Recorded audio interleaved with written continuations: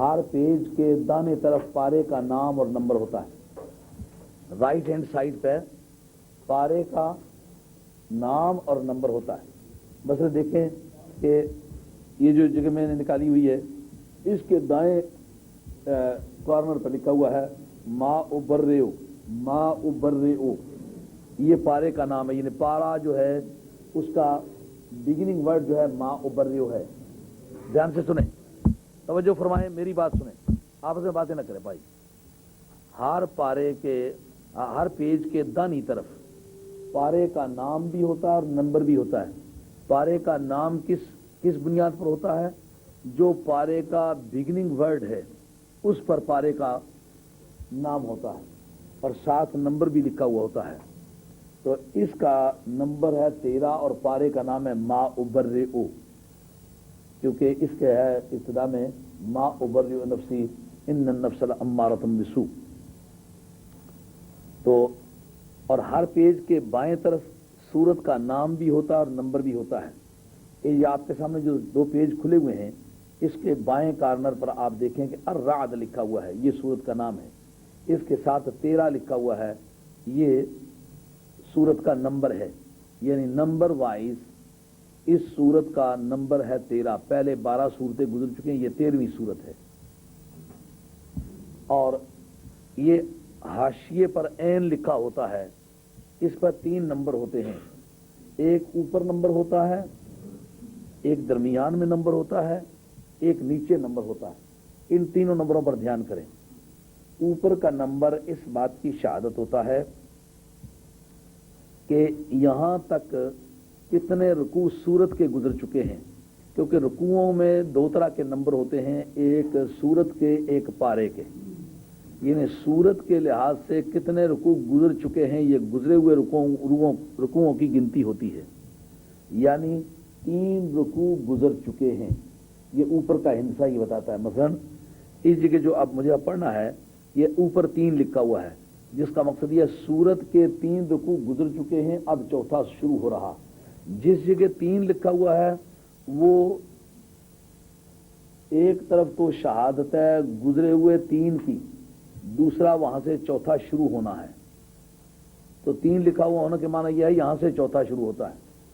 جس جگہ 3 لکھا ہوا ہے اس سے اگلے عدد کے شروع ہونے سے مراد ہے وہ گزرے ہوئے رکوع کا نمبر ہے. تو سورت کے رکوع کا جو نمبر ہے یہ اوپر ٹاپ پہ لکھا ہوتا ہے، اور جو عین کے نیچے لکھا ہوا ہے دیکھیں یہ 9 لکھا ہوا ہے. یہ بتانا ہے کہ پارے کے جو رکوع گزرے ہیں وہ 9واں رکوع گزر چکا ہے. اس کے یہ معنی ہے کہ 9واں رکوع گزرنے کے بعد اب 10واں رکوع شروع ہو رہا ہے. جہاں یہ 9ویں رکوع کا خاتمہ ہے وہاں یہ 10ویں رکوع کی ابتدا ہے. جب میں کہوں کہ 10واں رکوع پڑھنا ہے تو آپ نے کیا نکالنا ہے؟ پارے کا وہ رکوع نکالنا ہے جس پر 9 لکھا ہوا ہے، کیونکہ 9 جس جگہ لکھا ہوا وہاں سے 10واں شروع ہونا ہے. اب میں کہتا ہوں آپ کو کہ سورت کا چوتھا رکوع شروع کرنا ہے، تو آپ دیکھیں عین کے اوپر ٹاپ پہ جہاں 3 لکھا ہوا ہے وہ جگہ نکالیں، کیونکہ جہاں 3 لکھا ہوا وہاں سے چوتھا شروع ہونا ہے. اور عین کے درمیان ایک ہندسہ پڑا ہوا یہاں دیکھیں 8 لکھا ہوا ہے. یہ 8 اس امر کی شہادت ہے کہ گزرے ہوئے رکوع کی آیتوں کے نمبر کتنے ہیں، ان کی گنتی کتنی ہے.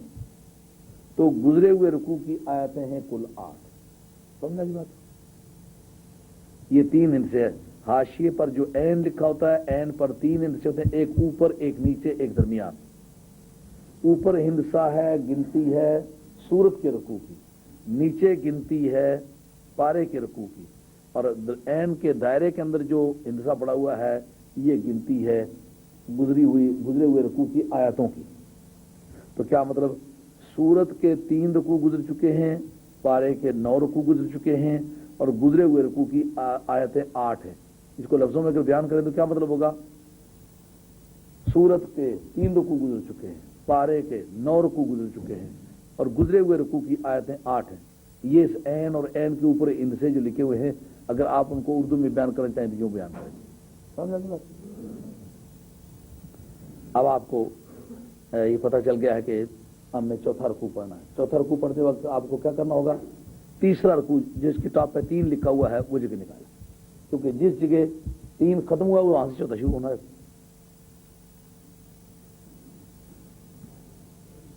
أعوذ بالله من الشيطان الرجيم بسم الله الرحمن الرحيم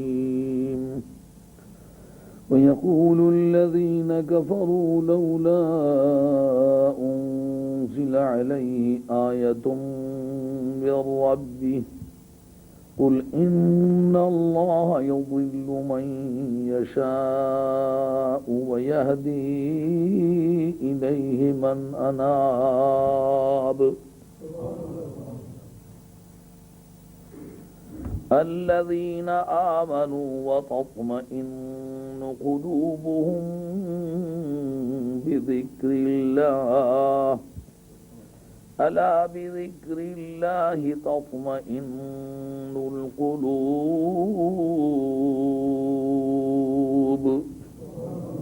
الذين آمنوا وعملوا الصالحات طوبى لهم وحسن مآب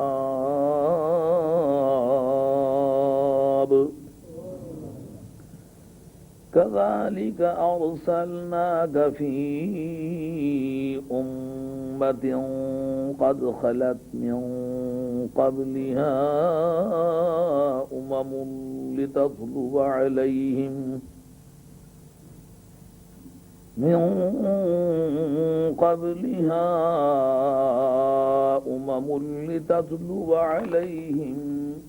الذي أوحينا إليك وهم يكفرون بالرحمن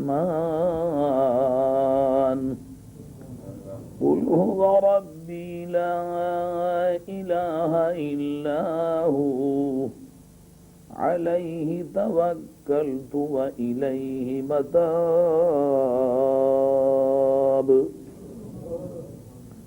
ولو أن قرآنا سيرت به الجبال أو قطعت به الأرض أو كلم به الموتى بل لله الأمر جميعا أفلم ييأس الذين آمنوا أن لو يشاء الله لهدى الناس جميعا ولا يزال الذين كفروا تصيبهم بما صنعوا قارعة أو تحل قريبا من دارهم حتى يأتي وعد الله إن الله لا يخلف الميعاد صدق الله مولانا العظيم وبلغنا رسوله النبي الكريم ونحن على ذلك من الشاهدين والشاكرين والحمد لله رب العالمين.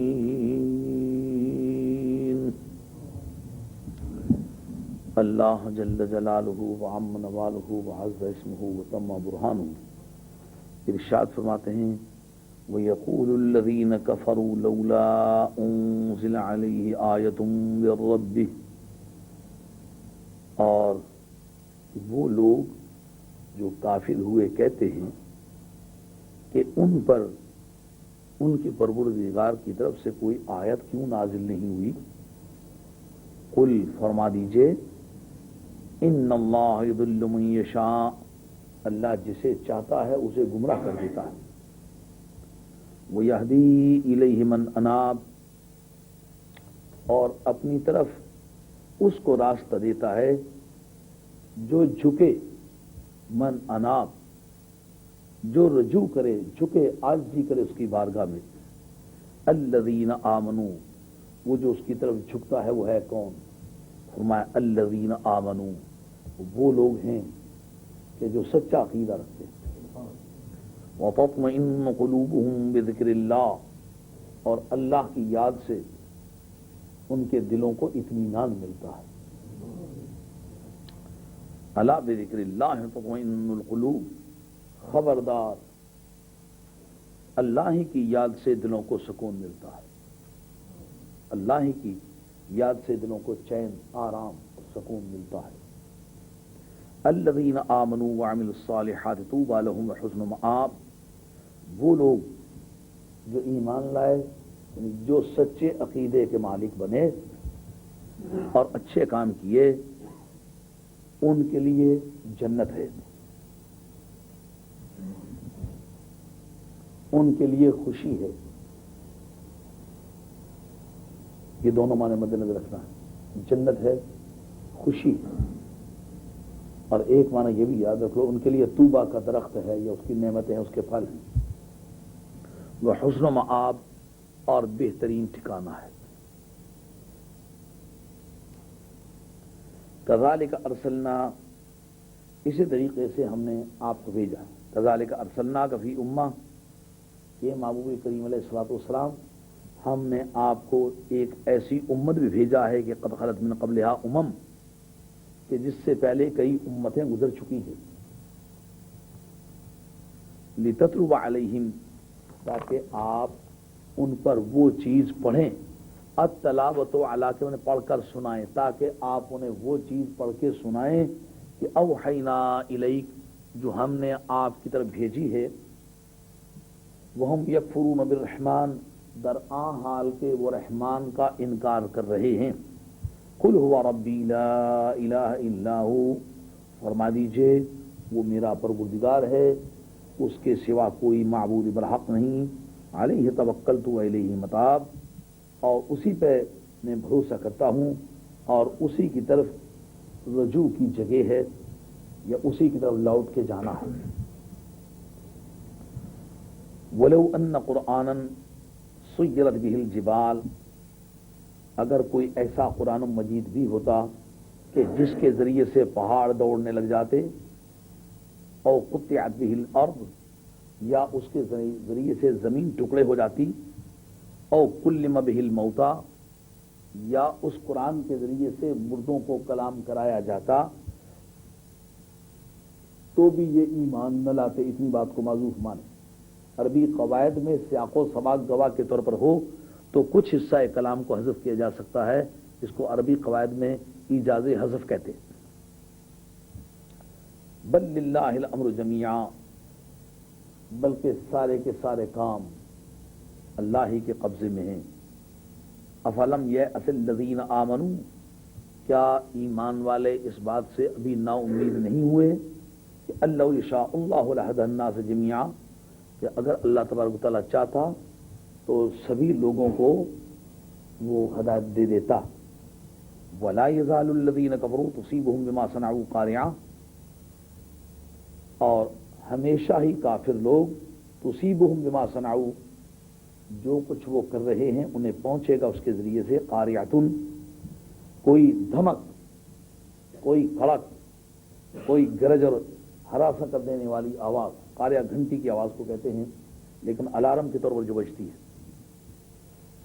او تحل قریبا من دارہم، یا ان کے گھروں کے نزدیک وہ گرے گی، اترے گی، حتی یاتی وعد اللہ، حتیٰ کہ اللہ کا وعدہ آ جائے گا۔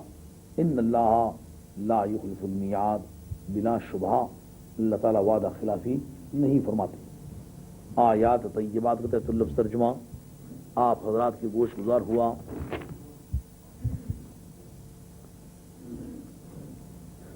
یہ آیتیں جو چل رہی ہیں، ان کا گزشتہ آیات سے تعلق کیا بنتا ہے؟ کفار کی وہ کارکردگی جو بمقابلہ جناب محمد مصطفیٰ علیہ الصلوۃ والسلام کے ہے، اس کا ذکر آیا ہے۔ پیچھے جو رکوع گزرا تھا اس کے خاتمے پر دو بحثیں آئی تھیں، آپ کو شاید یاد ہو کہ قرآن عظیم کا اسلوب سخن ہزارہا اسالیب میں ایک یہ ہے کہ حق کا ذکر آیا تو مقابلے میں باطل کا ذکر آیا، جنت کا ذکر آیا تو مقابلے میں دوزخ کا ذکر آیا، مخلصین کا ذکر آیا تو مقابلے میں منافقین کا ذکر آیا۔ تو جس وقت پروردگار عالم نے مسلمانوں کی کارکردگی اور اس کے بعد ان کا انجام ذکر کیا کہ ان کا انجام جنت ہے، ان کا کردار یہ ہے اور ان کا انجام یہ ہے۔ تو مقابلے میں پروردگار عالم نے کفار کا کردار اور کفار کا انجام بیان کیا، اور جو ان کے انجام کی بیک گراؤنڈ ہے اس پر تبصرہ کیا۔ تو پھر ایک بات چل نکلی کہ مومنوں کے مقابلے میں کفار کا کردار کیا ہوتا ہے۔ اندھیرے اور روشنی کا مقابلے میں ذکر ہو تو پھر دونوں نکھر جاتے ہیں۔ الاشیاء ترف بازدادہا، چیزوں کا اپنی ضدوں کے ذریعے سے بڑا نکھار ہوتا ہے۔ جب ہم اولیاء اللہ کا ذکر کرتے ہیں تو مقابلے میں اولیاء اللہ کے منکرین کا ذکر کرتے ہیں، تو پھر منکرین بھی اور ولی بھی دونوں صاف ہو کر سامنے آ جاتے ہیں۔ نبی کی کوالٹیز، نبی کے معجزات، نبی کی صلاحیتیں، ان کا ذکر آتا ہے، مقابلے میں منکرین کا ذکر آتا ہے، دونوں باتیں کھل جاتی ہیں۔ یہ وجہ ہے جس سے بات کرتے وقت خواہ مخواہ مخالف دھڑے کی بات آ جاتی ہے تو لوگ کہتے ہیں یہ خواہ مخواہ لوگوں پہ حملے کرتے ہیں، یہ اگر الزام ہو تو پہلے قرآن پر ہونا چاہیے، قرآن مجید جا بجا حملے کرتا ہے۔ لیکن قرآن کی پالیسی یہ ہے جو خدا اور اس کے رسول کے بارے میں بددیانتی اور بے ایمانی کرنے سے نہیں کرتا، اس کا احترام کیا باقی رہ گیا؟ کیوں گھبرائے ہوئے ہو؟ جو تمہارے نبی کو سپیر نہیں کرتا، جو تمہارے صحابہ کو سپیر نہیں کرتا، جو تمہاری آل بیت کو سپیر نہیں کرتا، جو تمہارے مذہبی تقدس کو سپیر نہیں کرتا، تم اس کے چکر میں کیوں کہ تم ہر وقت اس کی حفاظت۔ نبی پاک کے منکروں کا ذکر کرتے وقت قرآن عظیم نے دیکھا کہ ایک شخص سرکار دو عالم علیہ السلام کی عظمت پر گفتگو کرتے ہوئے سرکار کو کہتا ہے کہ یہ پاگل ہے، تو یہ کلمہ اس کافر کا انتہائی ہتک آمیز تھا۔ تو پروردگار عالم نے نہ صرف اس کی ایک بات کی تردید کی، بتا دیا کہ وہ میرے ماموں تم پاگل نہیں ہو، یہ وہ بیوقوف ہے جو کہہ رہا ہے۔ فلا تطع کل حلاف مہین ہماز مشاء، نو اس کے عیب بیان کی، فرمایا اتلم بعد ذالک زنیم، اور ان سب باتوں پر ترا یہ ہے کہ وہ اپنے باپ کا تخم بھی نہیں ہے۔ قرآن مجید نے یہ مسئلہ بیان کیا، اگر وہ اپنے طور پر کوئی بہت ہی بڑا آدمی ہوا ہوگا تو ہوا ہوگا، سوسائٹی کا بڑا سرگنا چیف تھا وہ، لیکن رب کریم نے کہا تمہارے اس چیف کو ٹھوکر سے نوازتے ہیں، جو تمہاری لیڈرشپ نبی پاک علیہ السلام کے راستے میں حائل ہو رہی ہے، ہم اس کو اپنے غضب کے جوتوں سے نوازتے ہیں۔ تو پروردگار عالم نے اس کو یہاں تک سپیر نہیں کیا کہ یہ بھی بتا دیا کہ یہ اپنے باپ کے تخم نہیں ہے۔ حضور مفسرین یہ استنتاج کرتے ہیں کہ نبی پاک علیہ السلام کی ہتک بیان کرنے والے کا نام اللہ تعالیٰ نے نہیں لیا، اس کے کاموں کا ذکر کیا۔ تو کسی حکم کو کسی وصف پر لگانے کا معنی یہ ہوتا ہے کہ وہ وصف اس حکم کے لیے علت کا درجہ رکھتا ہے۔ علامہ بیضاوی نے بیضاوی شریف ایک قاعدہ بیان کیا ہے جو ایک ہمہ گیر قاعدہ ہے تمام کتاب اللہ اور سنت رسول اللہ میں، فَإِنَّ تَرَتُّبَ الْحُكْمِ عَلَى الْوَصْفِ يُشْعِرُ بِعِلِّيَّتِهِ لَهُ، کہ جس وقت کوئی حکم کسی وصف پر مرتب کیا جائے تو وہ وصف اس حکم کے لیے علت کا درجہ رکھتا ہے۔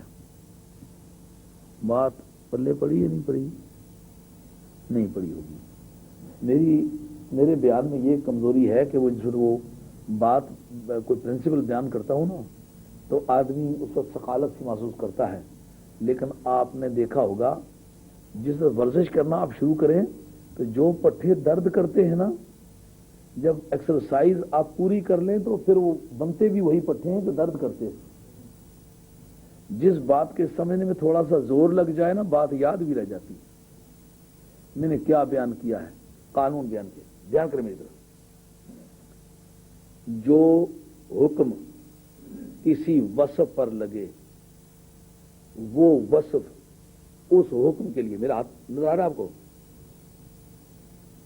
جو حکم کسی وصف پر لگے وہ وصف اس حکم کے لیے علت کا درجہ رکھتا ہے۔ اب دیکھنا یہ اس جگہ حکم کیا ہے اور وصف کیا ہے، کس وصف پر یہ حکم لگا ہے۔ وصف یہ ہے کہ اس نے نبی کریم علیہ الصلوۃ والسلام کی ذات بابرکات کی ہتک بیان کی ہے، اس پر پروردگار عالم نے یہ حکم لگائے ہیں۔ وصف کیا ہے؟ سرکار کی عتق کرنے والا ہونا. حکم کیا ہے؟ اپنے باپ کی اولاد نہ ہونا. تو اب وصف جو ہے نبی پاک علیہ السلام کی عتق بیان کرنا، یہ وصف ہے. علت کس کی بنے گا؟ اس حکم کی. حکم کیا؟ اپنے باپ کا بیٹا نہ ہونا. تو بتایا کہ جو بھی نبی پاک علیہ الصلوۃ والسلام کے ذات پاک کی عتق کرتا ہے، حکم یہ ہے کہ وہ اپنے باپ کے تخم میں سے نہیں ہے. سمجھو بات؟ اب بات سمجھ آئیے؟ جو حکم کسی وصف پر لگے تو وہ وصف اس حکم کے لیے علت کا درجہ رکھتا ہے. کیا مطلب؟ علت جب لوٹ کے آتی ہے نا تو حکم بھی لوٹ کے آتا ہے. سمجھو بات؟ مثلا اس وقت جو ہمیں گرمی لگ رہی ہے اور ہمیں حرارت مل رہی ہے، اس کی علت کیا ہے؟ Central heating. اگر یہ سینٹرل ہیٹنگ آج کی بجائے یہ 10 دن بعد لگائی جائے تو ہیٹ ملے گی کہ نہیں ملے گی؟ یہ ہے حکم، ہیٹ ملنا. اس کی علت کیا ہے؟ ہیٹروں کا گرم ہونا. ہیٹر کا گرم ہونا یہ علت ہے. ہمیں گرمی لگنا یہ حکم ہے. تو یہ جب بھی کبھی یہ ہیٹر گرم ہوں گے تو پھر یہ گرمی ہمیں لگے گی نا، وہ حکم لوٹ کے واپس آئے گا. مطلب جب تک حد کے رسول پاک کے کلمات زبان پر آتے رہیں گے یہ علت ہے. تو وہ باپ کا بیٹا نہ ہونا یہ حکم ہے، وہ حکم لوٹ کے آئے گا. تو کہنے کے طور پر تو ایک آدمی کے متعلق کہا گیا ہے، لیکن ایسی شیپ میں کہا گیا ہے کہ قیامت تک جو اس لائن کے مسافر ہوں گے سب کے لیے وہی ٹکٹ ہوگا. ان کی گاڑیاں چلاؤں گے نہ ہوں گی تو نبی پاک کے غلاموں کی جو پولیس آئے گی نا تو ان کی گاڑی پہ وہی ٹکٹ لگائے گی کہ وہ کسی زمانے کا بے ایمان تھا تو اس پر لگائے. کہا نہیں، جو ریزن اس کے لیے تھی وہ آپ میں بھی پائی جاتی ہے. جب علت لوٹ کے آئے تو حکم لوٹ کے آتا ہے. میرا خیال ہے اب بات بلے پڑ گئی ہے. سبحان اللہ. اب اللہ تبارک و تعالیٰ فرماتے ہیں وَيَقُولُ الَّذِينَ كَفَرُوا لَوْلَا أُنزِلَ عَلَيْهِ آيَةٌ مِّن رَّبِّهِ. کافر لوگ یہ کہتے ہیں کہ اس پر اس کے پروردگار کی طرف سے آیتیں کوئی نشانی کیوں نازل نہیں ہوئی. یہ قوم کون سی قوم ہے جو کہہ رہی ہے؟ جنہوں نے گوہوں کو سرکار کا کلمہ پڑھتے سن لیا ہوا ہے، جنہوں نے کنکریوں کو سرکار کے کہے پہ سرکار کا کلمہ پڑھتے ہوئے سن لیا ہوا ہے، جنہوں نے سرکار کے ریوڑ بھیڑیوں کو چراتے دیکھ لیا ہوا ہے، جن کے حکم کے مطابق پتھروں کو پانیوں پر تیرتے ہوئے دیکھ لیا ہے. حضرت اکرمہ جو ابو جیل کے بیٹے تھے وہ کہتے ہیں کہ میں نے ایک مرتبہ سرکار تاجدار مدینہ علیہ السلام سے کہا. یہ امام راضی نے تفسیر کبیر میں وہ وجدہ کا انا اعطیناک الکوثر کی تفسیر میں لکھا ہے. کہتے ہیں کہ میں نے خواہ حضور کو پریشان کرنے کے لیے ایک سوال کیا کہ ایک ندی کے کنارے پر ہم لوگ تھے اور سامنے والے پار ایک پتھر پڑا ہوا تھا، مخالف ساحل پر ایک پتھر پڑا ہوا تھا. میں نے کہا کہ اگر تم اپنے تئیں ایک سچا نبی منوانا چاہتے ہو تو پھر ایسا کرو کہ وہ سامنے والا پتھر جو ہے اس کو حکم دو وہ پانی پر تیرے. اگر وہ سامنے والا پتھر پانی پر تیرے تو میں تمہیں اللہ کا نبی مان لوں.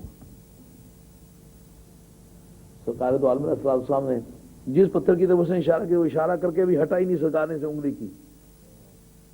تو یہ وہی انگلی ہے جس نے چاند کے 2 ٹکڑے کیے تھے. اب پتھر بھی جاننے لگا کہ اس کا مقصد ٹکڑے ہونا نہیں تو چاند ٹکڑے ہوا میں کیوں نہ ہو جاؤں. اس اشارے اس سگنل کو میں جانتا ہوں. اس سگنل کے معنی ہے ادھر آؤ. پتھر اپنی جگہ سے خود اکھڑا. فانقلع علی الحجر الذی اشار الیہ. وہ پتھر اپنی جگہ سے خود اکھڑا جس کی طرف سرکار نے اشارہ فرمایا. وجعل یسبح علی الماء. اور پانی پر اس نے تیرنا شروع کر دیا. پتھر پانی پر تیرتا ہوا کشتی کی طرح اس ساحل پہ آ لگا. وار آ لگا. پار سے چلا وار آ گیا جس کو رار کہتے ہیں. وار آ گیا اور وہاں سے چلتا چلتا سرکار کے پاؤں میں پہنچ گیا. اور سرکار کے پاؤں کے گردا گرد سرکار کے اسے سرکار کے قدموں کے بوسے لینے شروع کر دیے اور سرکار کے گردا گرد گھومنا شروع کر دیا. سرکار اکرمہ ابن ابو جہل سے کہتے ہیں ایکفی کا ہاذا، اتنا کافی ہے، چل جائے گا کام. حضرت اکرمہ ابو جہل کہتے ہیں میرا کفر تو اسی ٹوٹ گیا، لیکن مجھے کوئی خاندانی مجبوریاں تھیں، میں اس سے توبہ نہ کر سکتا. معلوم ہے اس طرح کی مجبوریوں والے لوگ پہلے بھی تھے، یہ نئی بات نہیں ہے. کئی مرتبہ دیکھنے میں آتا ہے بیٹھ کے چوری آ کے تقریریں سنتے ہیں. لوگ پوچھتے ہیں شاہ صاحب کو اچھا نہیں سمجھتے تقریریں کیوں سنتے ہیں؟ کیا کچھ مجبوری ہے، سامنے نہیں جاتے، ویسے کام چلتا ہے.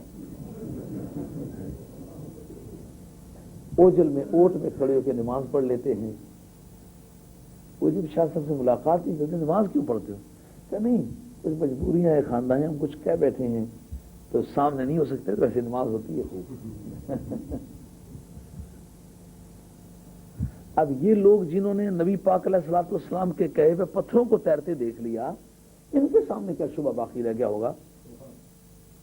سرکار کے صدقے نبوت میں ان کو کوئی شبہ باقی رہ گیا ہوگا؟ کوئی شبہ نہ رہا ہوگا. پھر انہوں نے مانا کیوں نہیں؟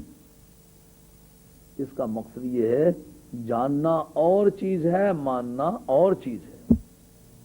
بعض وقت آدمی جان لیتا ہے پر مان نہیں سکتا، جانتا ہے پر مانتا نہیں. تو اگر لوگوں نے پتھروں کو پانیوں پر تیرتے دیکھا، چاند کو ٹوٹتے دیکھا، سورج کو لوٹتے دیکھا، درختوں کو دوڑتے دیکھا، پہاڑوں کو ناچتے دیکھا، تو وہ کلمہ نہیں پڑھ سکے، تو ممکن ہے آج بھی کچھ لوگ ایسے ہوں جو بات سمجھ گئے ہوں لیکن سیدھے راستے پر کسی مجبوری کی وجہ سے نہ سکتے ہوں.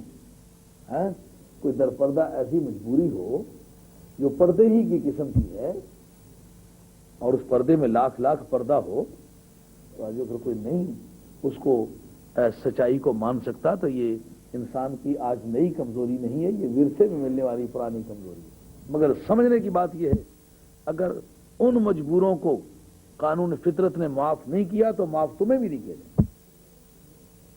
اگر اس مصلحت پر عمل کرنے والوں کو دنیا میں بھی ذلت ملی اور قیامت میں ذلیل اٹھیں گے تو حکم وصف پر لگا ہے، شخص پر نہیں لگا.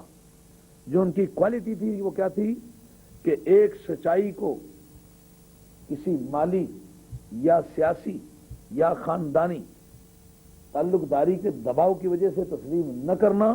حکم کیا ہوا؟ ذلیل ہوئے. تو آج بھی اگر کوئی اسی راستے پر چل رہا ہے تو علت لوٹ کے آئی ہوئی ہے، حکم لوٹ کے آئے گا. وہ ذلت جو ان کو ملی ہے وہ تمہیں بھی ورثے میں ملے گی اگر تم سیدھے راستے پر نہیں آؤ. میرا بھی فرض ہے، آپ کا بھی فرض ہے، سچائی کو پرکھیں. سچائی جہاں ملتی اس کو مانیں، وگرنہ ہم بھی ان بدنصیبوں میں سے ہوں گے کہ جنہوں نے سچائی کو وقت پر دیکھ لیا لیکن کسی مجبوری سے تسلیم نہیں. وہ مجبوری نہیں ہے، وہ نفس کا فریب. اب یہ وہ لوگ ہیں جن کو یہ سارے مناظر دکھائی دے چکے ہیں، وہ کہہ رہے ہیں کہ جناب حضور پر کوئی نشانی کیوں نازل نہیں ہوئی؟ کیا پتھر کا پانی پر تیرنا یہ نشانی نہیں ہے؟ چلو اور تو ایک آدمی نے دیکھی ہوگی، جب چاند ٹوٹا ہوگا تو یہ کوئی کہہ سکتا ہے میں نے نہیں دیکھا؟ اور کھڑے ہیں اس جگہ کہ جو مکہ شریف میں آبادیوں میں سب سے اونچی جگہ ہے، مسجد بلال سے اوپر وہ ٹیلا ہے نا، آج وہ چبوترا سا بنا ہوا ہے. آئے ہائے ہائے، جب میں اس پر سوچتا ہوں نا تو میرے دل کی کوٹھلی ہلنے لگتی ہے کہ سرکار تاجدار مدینہ علیہ السلام نے وہاں کھڑے ہو کر کیوں اشارہ فرمایا؟ جو اپنا گھر تھا وہاں کی نہیں فرمایا، جو کعبہ شریف ہے وہاں کی نہیں فرمایا، وہ اتنی اوپری جگہ کیوں چلے گئے؟ واہ، کسی کو نہ سمجھ آتی ہوگی تو یہ اس کی کمزوری میں نہیں سمجھتا، میں سمجھتا ہوں بددیانتی. جس وقت سرکار وہاں گئے تو جانے سے پہلے سرکار نے یہ سوچا نہ ہوگا کیوں جا رہا ہوں. اتنی اونچی جگہ جانے سے یہ مراد تھی کہ جب وہ واقعہ پیش آئے تو اس بستی کے منکروں میں کوئی ایسا نہ ہو جو یہ کہے کہ یہ کام نہیں ہوا. اور وہ تو چاند ٹوٹ کے نیچے آتا تو بھی تو دیکھا جاتا. کہا وہ جگہ کسی کو نظر آئے گی یا نہیں آئے گی، ممکن ہے کوئی اور بے ایمان کہے میں نے توڑا تھا. پر جانے سے پہلے اگر سرکار کو شور نہ ہوتا اب بات میری سمجھ آ رہی ہے نہیں آ رہی؟ یہ علم غیب ہے کہ نہیں؟ اگر سرکار کو یقین نہ ہوتا کہ ایسا ہوگا تو اتنی اونچی جگہ جاتے؟ آپ گھروں میں جا کے 2-2 4-4 منٹ لگا کے اس پر غور کریں. جب سرکار اس جگہ جانے لگے ہوں گے تو سرکار کے دل میں خیالات کی آمد و رفت آئی ہوئی ہوگی کہ نہیں ہوئی ہوگی؟ اگر سرکار کو فل کانفیڈنس نہ ہوتا، شور نہ ہوتا سرکار کو کہ میں جاؤں گا، چاند ٹوٹے گا، میرے پاس آئے گا، تو پھر کوئی اپنی سبکی کے لیے، اپنی کمزوری کے لیے کسی اونچی جگہ جاتا ہے؟ سرکار کا اونچی جگہ جانا اس امر کی شہادت ہے. سرکار کو وقت سے پہلے پتا تھا ہوگا کیا، تو وقت سے پہلے پتا ہونا کہ ہوگا کیا اور شور ہونا، اس کا نام کیا ہے؟ علم غیب. اگر کوئی چاند ٹوٹنا مانے، اور آج تواتر کے ساتھ کنٹینویشن آف دا مسلمز، مسلمانوں کے تواتر سے وہ جگہ ڈٹرمنٹ ہے، یعنی یہی جگہ ہے جہاں سرکار کھڑے ہوئے، یہی جگہ ہے جہاں سرکار نے اشارہ ہوا، تو پتا چلا سرکار کو فل کانفیڈنس تھا، پورا پتا تھا کہ میں جب انگلی کا اشارہ کروں گا تو چاند کون ہوتا ہے جو نیچے نہ آئے. حضرت علامہ تغربک رحمت اللہ علیہ، ایک بزرگ علامہ تغربک ان کا نام ہے، ان کی کتاب کا نام ہے النطق المفہوم. اس کے اندر ہے کہ نبی کریم علیہ الصلوۃ والسلام سے حضرت عباس پوچھتے ہیں کہ یا رسول اللہ اذ کنت فی المہد کنت تناغ القمر، یا رسول اللہ آپ جس وقت گہوارے میں تھے تو آپ چاند سے کوئی زیر لب باتیں کیا کرتے تھے، آپ کے ہونٹوں کی حرکت لگتی تھی کہ کوئی بات کر رہے. اور کان یمیل القمر من حیث اشار، جدھر سرکار اشارہ کرتے نا چاند ادھر خم کھانے لگتا، ادھر کرتے تو ادھر ہو جاتے، ادھر کرتے تو ادھر. حضرت عباس کہتے ہیں میں نے اپنی آنکھوں سے یہ منظر دیکھا تھا. وہ کیا معاملہ تھا یا رسول اللہ؟ عرض کرتے ہیں سرکار دو عالم علیہ السلام کے بیان کی ترجمانی کے سلسلے میں، چاند جھک جاتا جدھر انگلی اٹھاتے مید میں، کیا ہی چلتا تھا اشاروں پر کھلونا نور کا. لفظ کھلونا کہہ کے کیا خوبصورت بات کہی ہے. یعنی جس کیٹیگری کے بچے ہوتے ہیں کھلونے بھی اسی کیٹیگری کے ہوتے ہیں. بچے خاکی تو کھلونے بھی خاکی، بچہ نوری تو کھلونا بھی نوری، جس طرح کا خود ہے اس طرح کا کھلونا ہے. کیا ہی چلتا تھا اشاروں پر کھلونا نور کا. تو بچپنے کے اشارے نے جب چاند کے پاؤں ہلا دیے تھے تو یہ جوانی کے دور کا اشارہ تھا. سرکار کو پتا تھا میرے بچپن کے اشارے نے اگر چاند کو متحرک کر دیا تھا، اب میری جوانی کا اشارہ ہے، چاند کی کیا طاقت ہے سہ سکے، چاند ٹوٹ گیا ہے. تو اب تو کسی پر یہ مخفی نہیں رہی. پھر یہ کہنے والی کون سی قوم تھی؟ مفسرین کے اتفاق سے یہ آیت جو ہے یہ مکی ہے. تو مکے والوں نے جب یہ منظر دیکھا تھا تو کیوں کہا اس پر آیت کوئی نازل نہیں ہوئی؟ معلوم ہے بے ایمانوں کی پرانی بولی یہی ہے، سب کچھ دیکھ لینا لیکن کہیں کچھ نہیں. ہاں کیا کیا چیک کر ڈالا تھا انہوں نے. بچپن کے وہ واقعات جو ابو جیل کا خود کہنا ہے.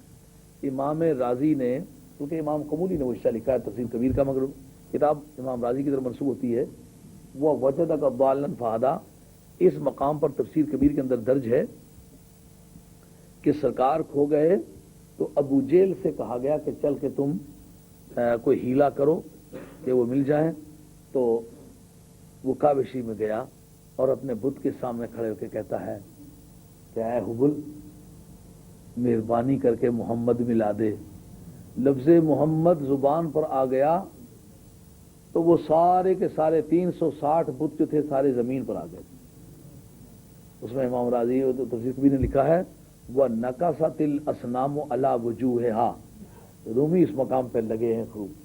ودیں چوں محمد خاند آن جملہ بتاں سر نگوں گشتند ساجد آن زماں، کہ سرکار کا نام لیتا گیا تو پتھر کی بنائی ہوئی مورتیاں سجدے میں گر گئیں.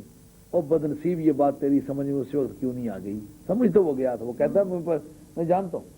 تنہائی میں متعدد حوالہ جات ایسے ہیں کہ ابو جیل سے پوچھا گیا کہ یہ بتا یہ چاند کا ٹوٹنا، یہ سورج کا پلٹنا، یہ معاملات جو ہوئے ہیں، خیر سورج تو بعد میں پلٹا ہے غزوہ خیبر سے بعد، اور وہ اس کا پہلے بدنصیب کا خاتمہ ہو چکا تھا.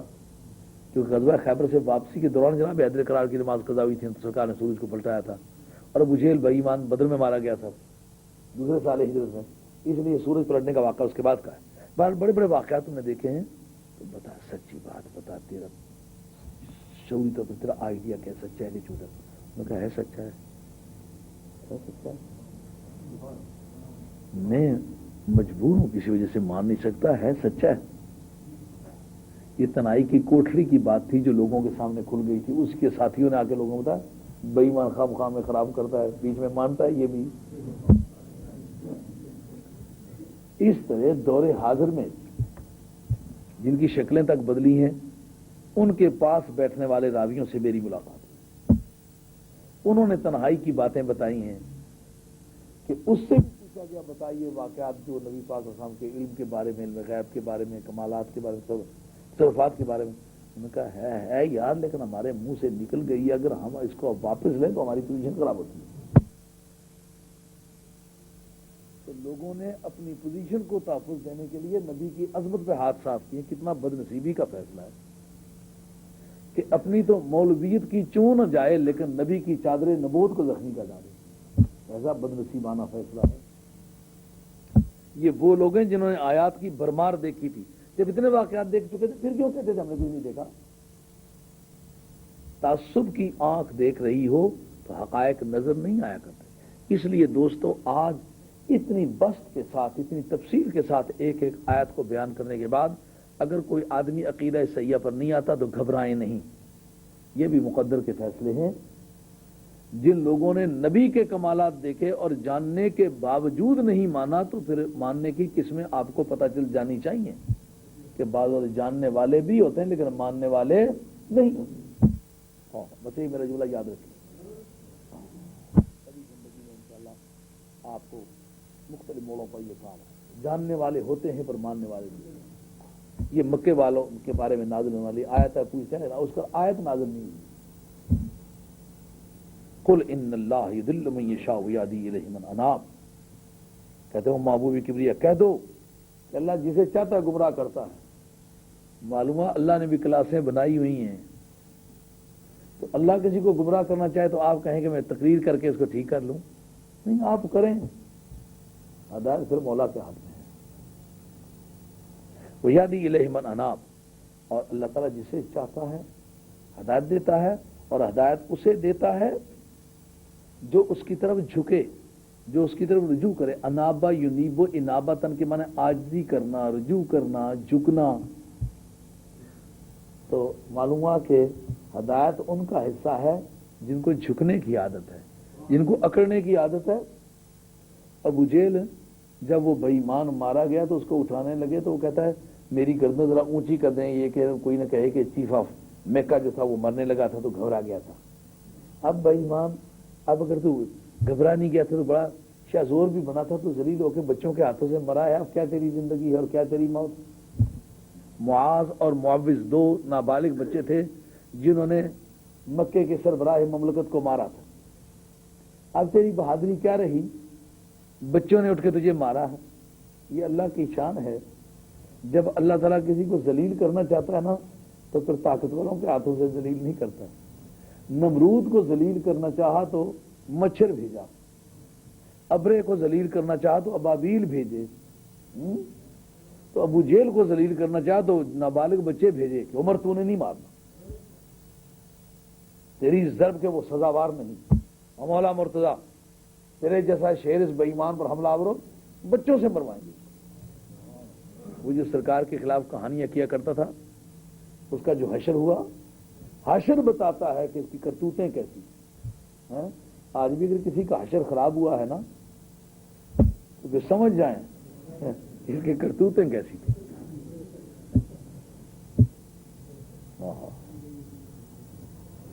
الذین، بتایا وہ جھکنے والے کون ہیں؟ جو سچا عقیدہ رکھتے ہیں۔ پتہ چلا ہدایت کی ابتدا سچے عقیدے سے ہوئی۔ ہدایت اللہ انہیں دیتا ہے جو اس کی طرف جھکتے ہیں۔ جھکنے والوں کو کوالیفائی کیا، ان کو ایکسپلین کیا وہ کون ہیں جھکنے والے۔ اللہ تعالیٰ وہ ہیں جن کا عقیدہ سچا ہے، ایمان والے، ایمان عقیدہ صحیحہ کا نام۔ آسان لفظوں میں ترجمہ کریں، جن کا عقیدہ صحیح وہ جھکنے والے ہیں اور اللہ تعالیٰ ان کو ہدایت دیتا ہے. یعنی جو دل سے یہ سمجھے کہ تو خدا ہے اور تیرا رسول ہے، ہدایت اس کا تو حصہ بنتا ہے. وہ گنہگار ہو سکتا ہے مگر وہ گمراہ نہیں ہو سکتا. گنہگار ہونا اور بات ہے. اور اللہ تعالیٰ قرآن عظیم میں کہتے ہیں کہ اگر تم نے ایسا ایسا کرنا کیا تو اللہ تعالیٰ فلاں ایک نئی قوم کو لے آئے گا جو گناہ کریں گے اور توبہ کریں گے. اللہ تعالیٰ ان سے پیار کرتا ہے، وہ اللہ سے پیار کرتے ہیں اور اللہ کے راستے میں کسی ملامت کرنے والے کی پرواہ نہیں کرتے. معلوم ہوا کہ گناہگار ہونا اگرچہ گنہگار ہونا ہے لیکن بے ایمان ہونا نہیں. وہ گنہگار ہو کے بھی اللہ کو اچھا لگتا ہے. اللہ تعالیٰ فرماتے ہیں اللہ ان سے پیار کرتا ہے. گناہ کے ہوتے ہوئے پیار ہو سکتا ہے عقیدہ صحیح ہو تو. اگر کو آپ کا بیٹا ہے، آپ کا وہ مخلص ہے، اسے کوئی چھوٹی موٹی لگزری بھی ہو جائے تو اس کی کمزوری کے باوجود آپ پیار کرتے ہیں کہ نہیں کرتے؟ لیکن ذہنی طور پر آپ کا غدار ہو جائے تو خواہ اس میں خوبیاں بھی ہوں تو پھر آپ کو اپیل نہیں کریں گے، کہیں گے بیٹا اصل میں میرا غدار ہے. کوئی ساتھی ہے اس کے اندر کچھ کمزوریاں بھی ہیں لیکن آپ کا ذہنی طور پر مخلص ہے، عقیدہ صحیح ہے کہ یہ مانا ہے.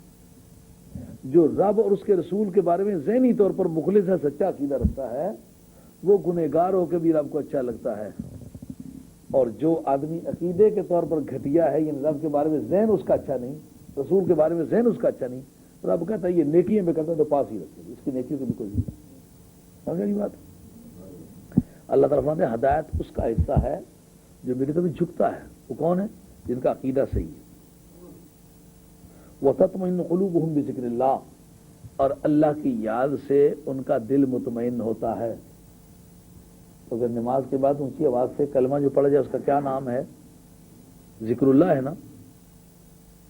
تو جو ہی ذکر اللہ کرو تو وہ جوتے اٹھائیں اور بھاگتے جائیں تو کیا بات سمجھ میں آئے گی؟ جن کو اللہ ہدایت دیتا ہے یہ ان میں سے تو نہیں دیتا. اس لیے کہ اللہ کے ذکر سے جن کے دل مطمئن ہوتے ہیں ان کو اللہ ہدایت دیتا ہے. بات بڑی بڑی نہیں پڑی. مشکات شریف کے اندر حدیث ہے کہ سرکار تاجدار مدینہ علیہ السلام رات کے وقت آبادی میں گھوم رہے ہیں، دیکھیں کہ مسلمانوں کے حالات کیا ہے. تو حضرت فاروق اعظم رضی اللہ تعالیٰ عنہ کے گھر سے اونچے ذکر کی آواز سنائی دیتی ہے، لیکن صدیق اکبر رضی اللہ عنہ کے گھر میں ذکر الہی ہو رہا ہے مگر دھیمی آواز سے. ایک تو یہ پتہ کرنا ہے آپ کو کہ اگر اس کو ذکر جلی اور ذکر خفی کی دلیل بنائیں تو ذکر خفی کی دلیل نہیں بنے گی. کیوں نہیں بنے گی؟ کہ وہ ذکر اگر اندر کر رہے ہوں اور سرکار باہر سن رہے ہوں تو ذکر خفی تو نہیں کرتی ہے، وہ بھی ذکر جار ہے. اس لیے امام ابو حنیفہ رضی اللہ عنہ کا مذہب ہے. شاہ عبد العزیز صاحب محدث دہلوی نے اپنے فتاوی عزیزیہ کے اندر لکھا ہے، میرے پاس کتاب موجود ہے، اس میں نشان لگایا ہوا کہ ذکر خفی سے ذکر جلی 70 گنا زیادہ اس کا ثواب ہے. صبح کے وقت سرکار نے پوچھا جی کہ اکبر رضی اللہ عنہ کی ذات پاک سے یہ جار اور اخفا کی تعریف میں نماز کے اندر جو ہمارے فقہاء نے تعریف دی ہے، اخفا کی یہ تعریف ہے کہ زیادہ سے زیادہ اس کا نفس سنے، اپنا آپ سنے. اگر اس کا پڑوسی یعنی جو اس کے ساتھ کندھے کے ساتھ کھڑا ہے اگر وہ سن رہا ہے تو یہ نماز جاری بن گئی ہے، اس کو سجدہ صاحب کرنا چاہیے. بات سمجھ آ رہی ہے؟ کئی بندے کانوں سے بہہ رہے ہیں نا، تو اپنے بہرا ہونے کی وجہ سے وہ اتنا اونچا پڑھتے ہیں کہ سارا محلہ سنتا ہے، تو وہ معذور ہیں کیونکہ ان کو خود کو احساس نہیں ہوتا. لیکن بعض آدمی ایسے ہیں کہ جن کو اخفا اور جار کے اندر فرق نہیں پتا. اونچی آواز سے جو نماز پڑھی جاتی ہے اس میں اگر آپ اونچی آواز سے نہ پڑھیں، امام ہونے کی حیثیت سے دھیمی آواز سے پڑھ لیں تو سجدہ صاحب واقع ہوگا. لیکن جو نماز اخفائی ہے جو در پردہ کر کے پڑھنی ہے اگر اونچی آواز سے وہ پڑھ ڈالیں تو پھر سجدہ صاحب ہوتا ہے، سجدہ صاحب ادا کرنا پڑتا ہے.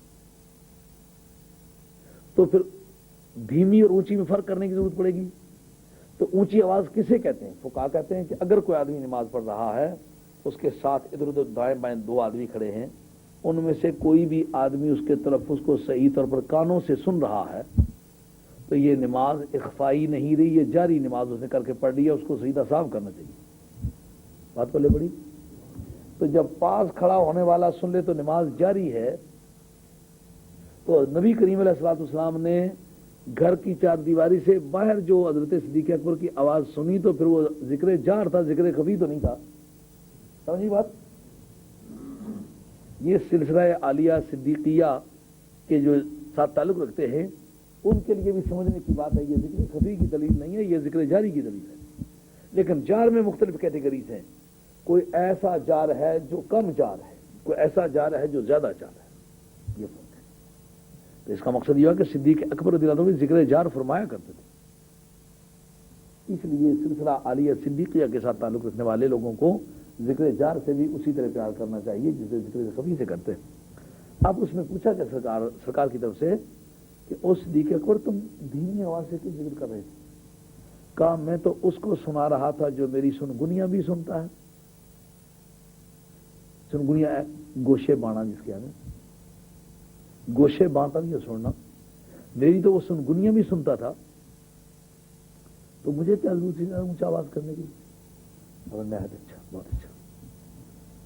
فاروق اعظم رضی اللہ عنہ سے پوچھا تو اتنی اونچی آواز سے ذکر کیوں کر رہا تھا کہ گلی کوچوں میں آواز جا رہی تھی؟ انہوں نے کہا یا رسول اللہ، ایک تو اوقظ الوسنان و اطرد الشیطان، اس سے دو فائدے ذکر کے علاوہ بھی مل رہے تھے۔ ایک تو اوقظ الوسنان، میں سونے والوں کو جگا رہا تھا، پتا چلا یہ جو عذر کرتے ہیں جناب ایسا اونچا ذکر نہیں کرنا چاہیے جس سے کسی کی نیند میں خلل آئے۔ حضرت فاروق اعظم رضی اللہ تعالیٰ نے جو سرکار کی بارگاہ میں ذکر اپروو کروائے ہیں ان میں سے ایک ہے کہ یا رسول اللہ میں سوتوں کو جگا رہا تھا، اور دوسرا وہ اطرد الشیطان، اور شیطان کو بھگا رہا تھا۔ کیا مطلب نکلا؟ ذکر الہی اس طرح کرنا کہ سوتے جاگ پڑیں، یہ کس کی سنت ہے؟ سنت فاروق ہے۔ اس کو حدیث کہیں گے کہ نہیں کہیں گے؟ یقیناً کہیں گے۔ یہ حدیث تقریری ہے، سرکار نے منع نہیں فرمایا، اپریشیٹ کیا، اپروو ہو گیا۔ لیکن دوسری بات جو فاروق اعظم نے کہ واہ فاروق اعظم، آج بھی جو ہے نا پوری قوم کے لیے ایک مسئلہ رہا ہے، مغرب وقت کی نشاندہی کر رہی ہے۔ حضرت فاروق اعظم کا یہ کہنا کہ میں شیطان کو بھگا رہا تھا، کیا مطلب نکلا؟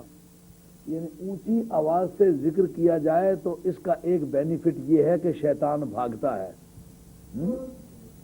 شیطان بھاگتا ہے۔ ذکر اونچا کر کے دیکھو، پتہ چل جائے گا کہ شیطان کہاں ہے۔ اپنی اپنی مسجدوں میں اونچی آواز سے ذکر کرو، پھر پتہ چل جائے گا، کیونکہ ذکر جہر کے وقت، ذکر الہی کے وقت، اونچے آواز سے ذکر کرتے وقت جب بھاگے نہ تو یہ ڈیفینیشن شیطان کی فاروق اعظم نے دی ہے۔ بے شک آپ اس کا فوٹو لے لیں کہ اگر دور حاضر میں کوئی شیطان ہو سکتا ہے تو اس کی یہ صورت ہے۔ اللہ تعالیٰ فرماتے ہیں کہ جن کو اللہ تعالیٰ ہدایت دیتا ہے وہ ہیں جو اس کی طرف جھکتے ہیں، اور وہ ہیں جن کا عقیدہ سچا ہے اور جن کے دلوں کو اللہ کی یاد سے اطمینان اور سکون ملتا ہے۔ اور قرآن نے آگے ایک اٹل فیصلہ کیا، الا بذکر اللہ تطمئن القلوب، خبردار ہوش سنبھالو جوانو، او بندگان خدا سنبھل کے سنو، اللہ کی یہ مانا، اور ہوش سنبھالو، اللہ کی یاد سے ہی دل کو اطمینان ملتا ہے۔ یہ عربی قواعد میں اگر یوں ہوتا نا کہ تطمئن القلوب بذکر اللہ ہے تو یہ نارمل آرڈر آف سینٹینس تھا۔ جو آرڈر آف سینٹینس ہے، یہ جملے کی جو ترتیب ہے عربی میں، اس میں یہ ہونا چاہیے کہ تطمئن القلوب بذکر اللہ ہے۔ تو بذکر اللہ کا دراصل جو قانونی درجہ ہے وہ قلوبوں کے بعد آتا ہے، لیکن جس وقت آرڈر آف سینٹینس چینج کیا جائے تو اس وقت اسے امفیسائز کرنا مراد ہوتا ہے۔ یہ قصر کی ہے، یعنی باقی تمام سے اطمینان کی نفی کیا کہ اور کسی چیز سے بھی اطمینان نہیں ملتا۔ یہ برابر ہے اس بات کے کہیں کہ اور کسی چیز سے اطمینان نہیں ملتا۔ تفصیل سے کہیں نہ تخت سے اطمینان ملتا ہے، نہ تاج سے اطمینان ملتا ہے، نہ اسکولوں یونیورسٹی میں پڑھنے سے اطمینان ملتا ہے، نہ سارے زمانے کا دولت مند ہو جانے سے ملتا ہے، پورے روئے زمین کے مالک ہونے سے بھی اطمینان نہیں ملتا، نہ زمین میں اطمینان ملتا، نہ آسمان میں ملتا ہے، نہ بحر میں ملتا ہے، نہ بر میں ملتا ہے، نہ خشک میں ملتا ہے، نہ تر میں ملتا ہے، نہ اولاد ملنے سے ملتا ہے، نہ صحت ملنے سے ملتا ہے۔ کس چیز میں ملتا ہے؟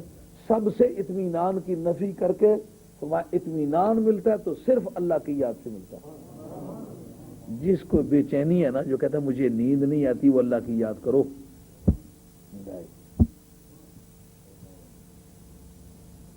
جو سمجھتا ہے یہ بڑا ڈپریشن ہے، دوسری لگاتار پڑھ کے دیکھو ڈپریشن دور ہوتا ہی نہیں ہوتا۔ دنیا بھر کی گولیوں سے سہارا لینا اور جو ڈپریشن ستائے تو جناب سگریٹ پہ سگریٹ لگاتے چلے جانا، یہ تو بدی پہ بدی کا اضافہ ہے۔ اس سے تو پھر اور بھی زیادہ بے اطمینانی بڑھے گی۔ کوئی حرام چیز لے کے پی لیتا ہے، کہتا ہے کہ اس سے ذرا بے ہوش ہو جاتا ہوں تو پھر مجھے سکون مل جاتا ہے۔ یہ سکون ہے کہ ہمیشہ کے لیے بے اطمینانی ہے؟ ہوش میں آئے تو جیسے جوتے مار مار کے کسی نے چھوڑا ہے۔ جو شرابی ہیں جب نشہ اتر جاتا ہے نا، ان کی حالت دیکھو۔ ہم نے کتابی مطالعہ کیا الحمدللہ، وہ جن کو پولیس والوں کو بھی اتنا تجربہ نہیں جتنا ہمیں تجربہ ہے، اس لیے کہ ہم نے وہ تھیوری پڑھی ہے جو نبی کریم علیہ السلام نے بتائی۔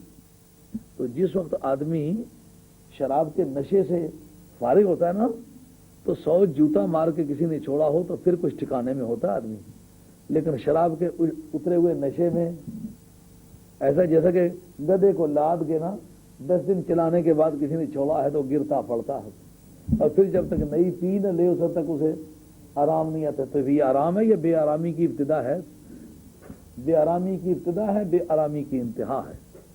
صحت مفلوج ہو گئی، آنکھیں جاتی رہیں، کان جاتے رہے، پٹھے پاتر ہو گئے، بچوں سے لڑتا پھرتا ہے، بیگم کے گلے پڑتا ہے، ماں کو گالیاں دیتا ہے۔ اطمینان ہے کہ بے اطمینانی کا گھر بن گیا ہے؟ جس گھر میں کسی ایک آدمی نے شراب پی جیسے باولا کتا بنا ہوا ہوتا ہے، ماں کو گالیاں، بہن کو گالیاں، بیٹی کی تمیز نہیں، بہن کی تمیز نہیں، ماں کی تمیز نہیں، حلال کی تمیز نہیں، حرام کی تمیز نہیں، وہ اطمینان حاصل کر رہا ہے یا خدا کی لعنت خرید رہا ہے؟ قرآن نے دعویٰ الا بذکر اللہ تطمئن القلوب، او کائنات کے بے اطمینانو، او بے قرارو، آؤ اگر اطمینان ملتا ہے تو یاد الہی سے ملتا ہے۔ کیسا اٹل قانون ہے۔ سکندر ایک درویش کے دروازے پر گیا، کہنے لگا او اللہ کے درویش، میں سکندر ہوں، پورے روئے زمین کا شہنشاہ ہوں، اگر کوئی بات مانگنی ہے تو مجھ سے مانگو۔ درویش نے حقارت سے بادشاہ وقت کو روئے زمین کے بادشاہ کو، انہوں نے کہا سکندر پرے آ دے، دھوپ لگنے دے، پرے آ دے۔ اب جناب راستے میں کھڑا ہے تو دھوپ رکی تو کہا جو کوئی خدا دے رہا ہے اس کو نہ چھین، پرے ہٹ جاتا۔ سکندر ہے تو پھر کبھی آئے گا تو دیکھیں گے، ہٹ جا پرے، دھوپ لگنے دے۔ یعنی جن کو یاد الہی سے اطمینان مل جاتا ہے ان کے دروازے پر سکندر بھی چلا جائے تو اس کی طرف ہاتھ نہیں لپکتا ان کا، اس لیے کہ ان کو اللہ کی یاد میں اطمینان مل گیا ہوتا ہے۔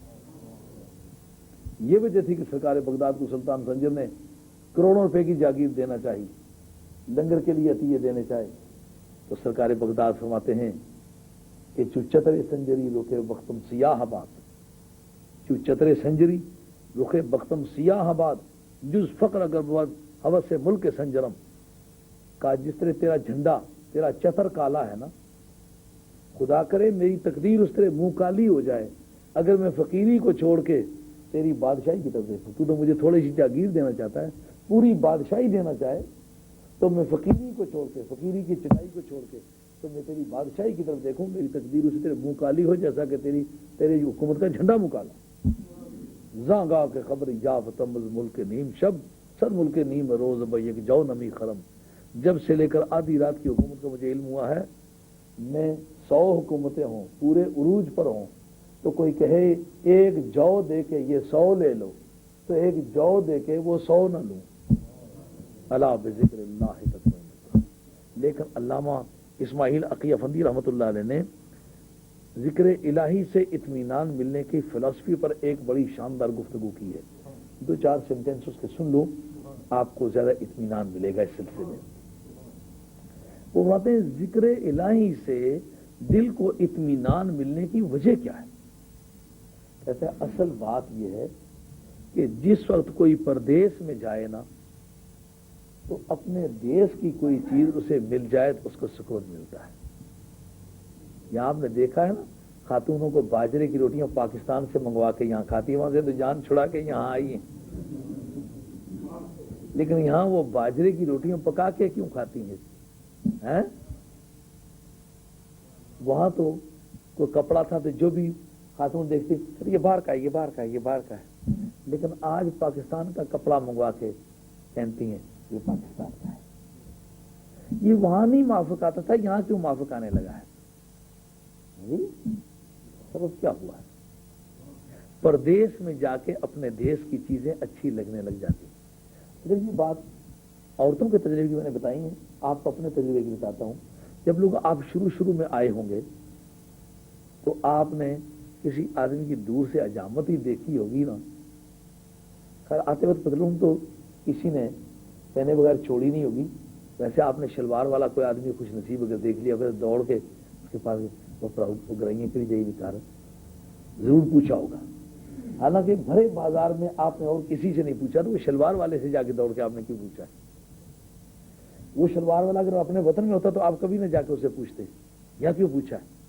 پردیس میں جا کے دیش کی چیزیں اچھی لگنے لگ جاتی, کیونکہ بندہ اس عالم ناسوت میں آنے سے پہلے روح انسانی کے روپ میں اللہ کا ہم نشین تھا. جو رومی فرماتے ہیں نا, بشنو آزن چوں حکایت می کند ور جدائی ہا شکایت می کند کس نیستاں تا مرا ببرید اند از نفیرم مرد زن نالید اند ہر کے او ماندہ جدا از اصل خیش باز جوید روزگارے وصل خیش. جس وقت میاں صاحب نے اپنے کلام میں ذکر کیا کہ سن مرلی دی لکڑ کولوں درد میں چھوڑا روکا. آئے میاں تیرے کلام میں جو گداز ہے شاید زمانے میں کسی کے کلام میں نہ ہو. کتنا خوبصورت کلام ہے, سن مرلی دی لکڑ کولوں درد میں چھوڑا روکا. درد میں چھوڑا اور رخ کیسے خوبصورت ٹھکانے پہ استعمال کیا. آگ اٹھتی لگ رہی ہے کہ نہیں؟ سن مرلی دی لکڑ کولوں درد میں چھوڑا رخ. یعنی بانسری بج رہی ہے مگر جس درخت سے کاٹی گئی ہے نا, یہ جو اب بولتی ہے تو یہ اس جدائی کے صدمے کا اعادہ کرتی ہے, اب وصل چاہتی ہے.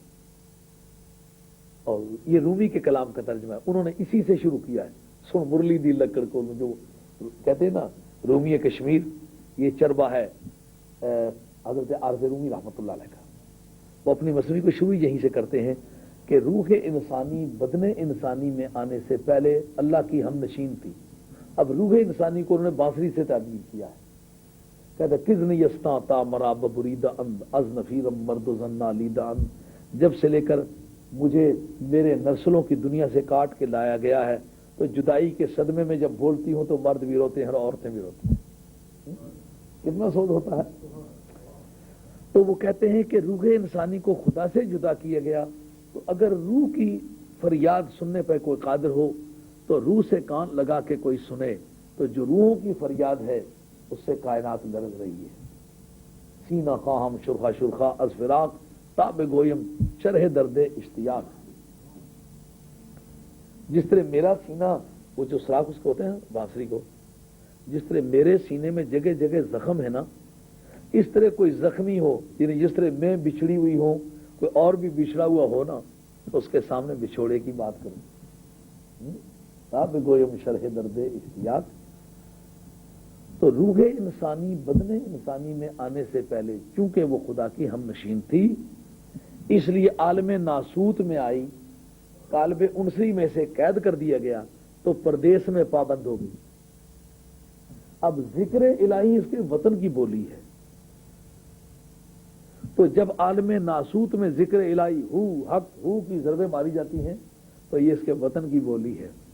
روح انسانی پردیس میں آئی ہوئی ہے تو ذکر الہی کی جب گونج اٹھتی ہے تو پھر دل کو سکون ملنے لگتا ہے, اس لیے کہ یہ روح کے اصل وطن کی بولی ہے.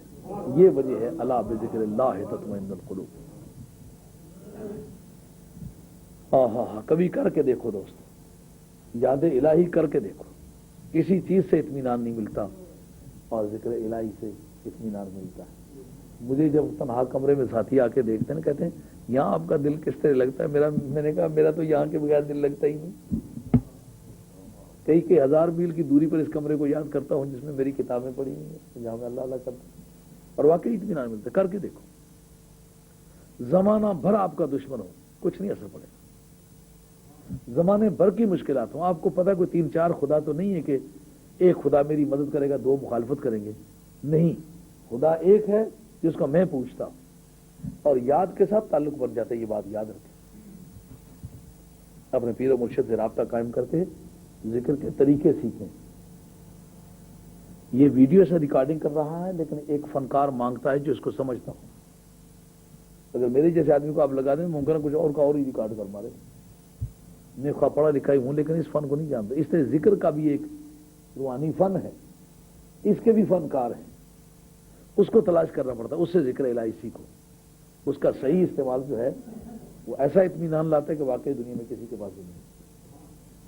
الا بذکر اللہ، یہ لاکھوں کروڑوں سہاروں سے وزنی بات ہے. الا بذکر اللہ تطمئن القلوب. جو آدمی اپنے گھر میں دکھی ہے، جس گھر میں پتھر برستے دیکھتے ہو نا، اس میں بھی ذکر الہی کر کے دیکھو کیا بات ہے. اسی لیے حضور نے فرمایا کہ لا تجعلوا بیوتکم مقابر، تم اپنے گھروں کو قبرستان مت بناؤ.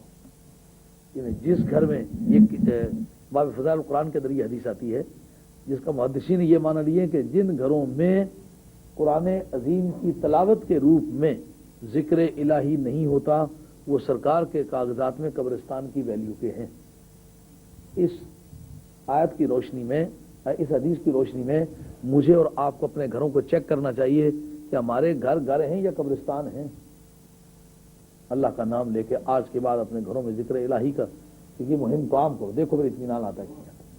آگے الذین آمنوا وعملوا الصالحات طوبی لہم وحسن مآب. وہ لوگ جو سچے عقیدے والے ہیں، جنہوں نے کام اچھے کیے، ان کے لیے طوبہ. مفسرین نے لکھا کہ حبشے کی زبان میں طوبہ جنت کو کہتے ہیں.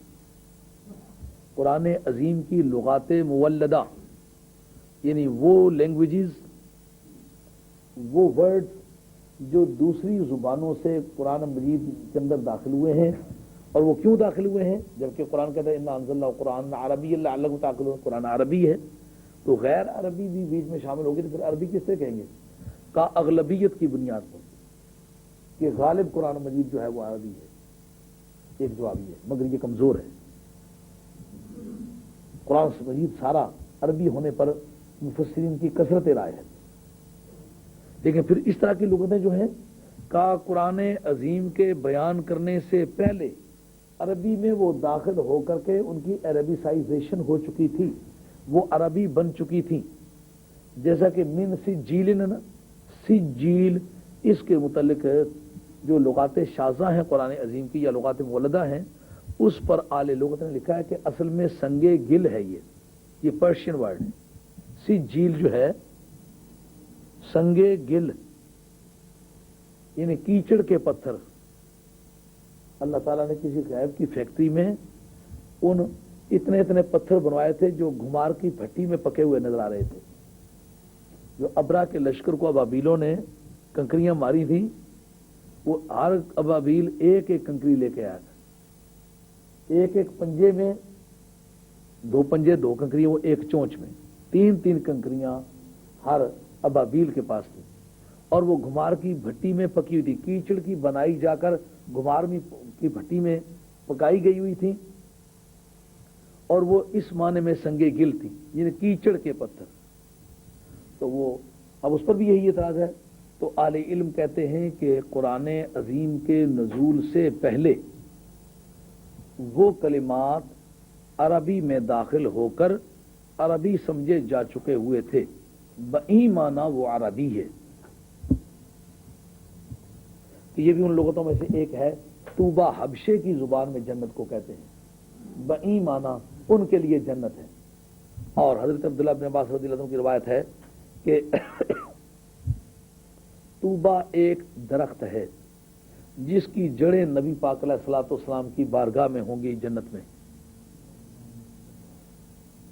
تو اس کی شاخیں جو ہیں وہ ساری جنتوں میں گئی ہوئی ہوں گی. اور اس میں ہر طرح کا خوبصورت پھل لگے گا. درخت ایک ہوگا لیکن پھل اس کے ساتھ سبھی لگیں.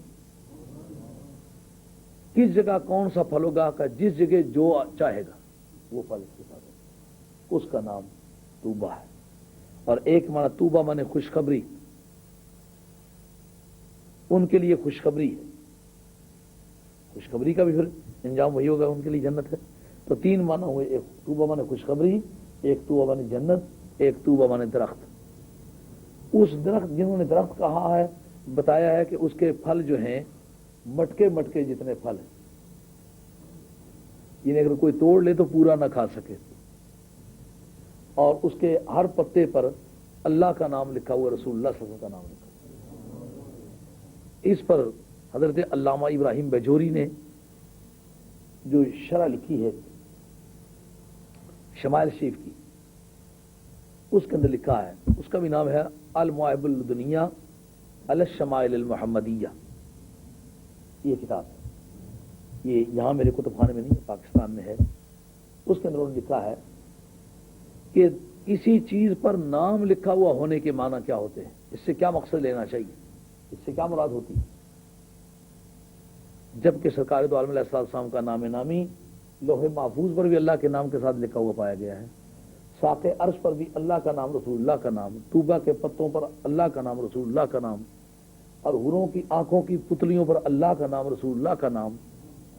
اور تاریخ بتاتی ہے کہ چند ستارے زمانے میں دیکھے گئے جنہوں نے آسمان پر گردش کرتے ہوئے لفظ محمد کو جلی حروف کے ساتھ لکھا ہے. اور پاکستان کے قیام کے دوران خود میرے مطالعے میں ایسی بکریاں کافی ساری دیکھی گئی ہیں, میرے مطالعے میں آئی ہیں کہ جنہوں نے بچے جنے تو ان کے ایک طرف اللہ لکھا ہوا, دوسری طرف محمد لکھا ہوا ہے. اور بہت سارے پھل کاٹے گئے جن میں اللہ اور محمد پایا گیا. اور ایک ایسے آدمی کو میں ذاتی طور پر جانتا ہوں جو پنڈی میں الیکٹریسٹی کمپنی جو ہے نا, ریپکو جس کو کہتے ہیں, ریپکو کمپنی کا گیٹ کیپر ہوتا تھا سن 57-58 کے زمانے میں. میں نے سنا اس کے پاس ایک فیروزہ ہے جس کے اندر محمد لکھا ہوا ہے. یہ اوپر نہیں, اندر وہ چمکتا ہوا نظر آتا ہے, بیچ میں محمد. میں صرف اس کو دیکھنے کے لیے گیا اور پھر واقعہ وہ فیروزہ تھا. اور الحمدللہ میں فیروزہ پرکھنے میں کچھ صلاحیت بھی رکھتا ہوں. بہت اچھی طرح میں نہیں ایسا کہہ سکتا کہ میں زمانے بھر میں اچھا پرکھ سکتا ہوں, لیکن کافی صلاحیت رکھتا ہوں. کچھ بزرگوں سے مجھے اطلاعات بھی ملی ہوئی ہیں. تو فیروزے کے لحاظ سے وہ بڑی عظمت کا فیروزہ ہے, اعلیٰ ترین جو فیروزے ہیں ان میں سے ہے. لیکن اس کے باڈی کے اندر محمد لکھا ہوا نظر آتا ہے, اس طرح کر کے دیکھو, اور صاف اوپر صلی اللہ علیہ وسلم کا نشان بھی تھا. تو جب اتنی چیزیں زمانے میں دیکھی گی جن پر اللہ محمد اللہ محمد اللہ محمد لکھا ہوا ہے, تو اس سے کیا ہمیں استنتاج کرنا چاہیے, کیا نتیجہ لینا چاہیے. تو علامہ ابراہیم بیجوری اپنی المواہب الدنیا علی الشمائل المحمدیہ کے اندر لکھتے ہیں کہ اصول یہ ہے کہ چیز پر نام یا بنانے والے کا ہوتا ہے یا مالک ہونے والے کا. مثلا آپ نے دیکھا ہوگا کہ پاکستان میں گھڑیاں چوری ہو جاتی ہیں, تو گھڑی لینے والا بیچارہ ایسا کرتا ہے کہ گھڑی پر اپنا نام لکھواتا ہے تاکہ گھڑی چوری نہ ہو جائے. پین لیتا ہے, پین چوری ہو جاتا ہے, پین پر اپنا نام لکھواتا ہے. اور مکان بناتا ہے تو مستری کہتا ہے یار میری یاد کے لیے میرا نام لکھ دو, میں نے بنایا ہے. تو مالک کہتا ہے میرا نام پھر لکھ دو فلاں منزل. تو چیز پر نام دو کا ہوتا ہے, یا بنانے والے کا یا مالک ہونے والے کا. اللہ کا نام چیزوں پر بئی معنی ہے کہ وہ بنانے والا ہے, اور سرکار کا نام اس معنی میں ہے کہ انا آتینا کل کوثر, پیارے یہ بنایا تیرے لیے, مالک تو ہے.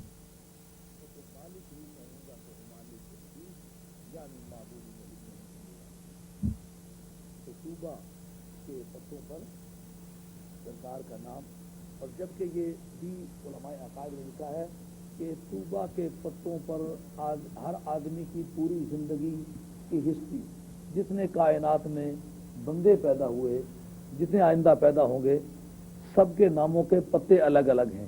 جب اس آدمی کو مرنا ہوتا ہے تو طوبہ کے پتے سے, طوبہ کے درخت سے وہ پتا جھڑ جاتا ہے, لیکن ہر پتے پر سرکار کا نام ہے. کیا مطلب نکلا؟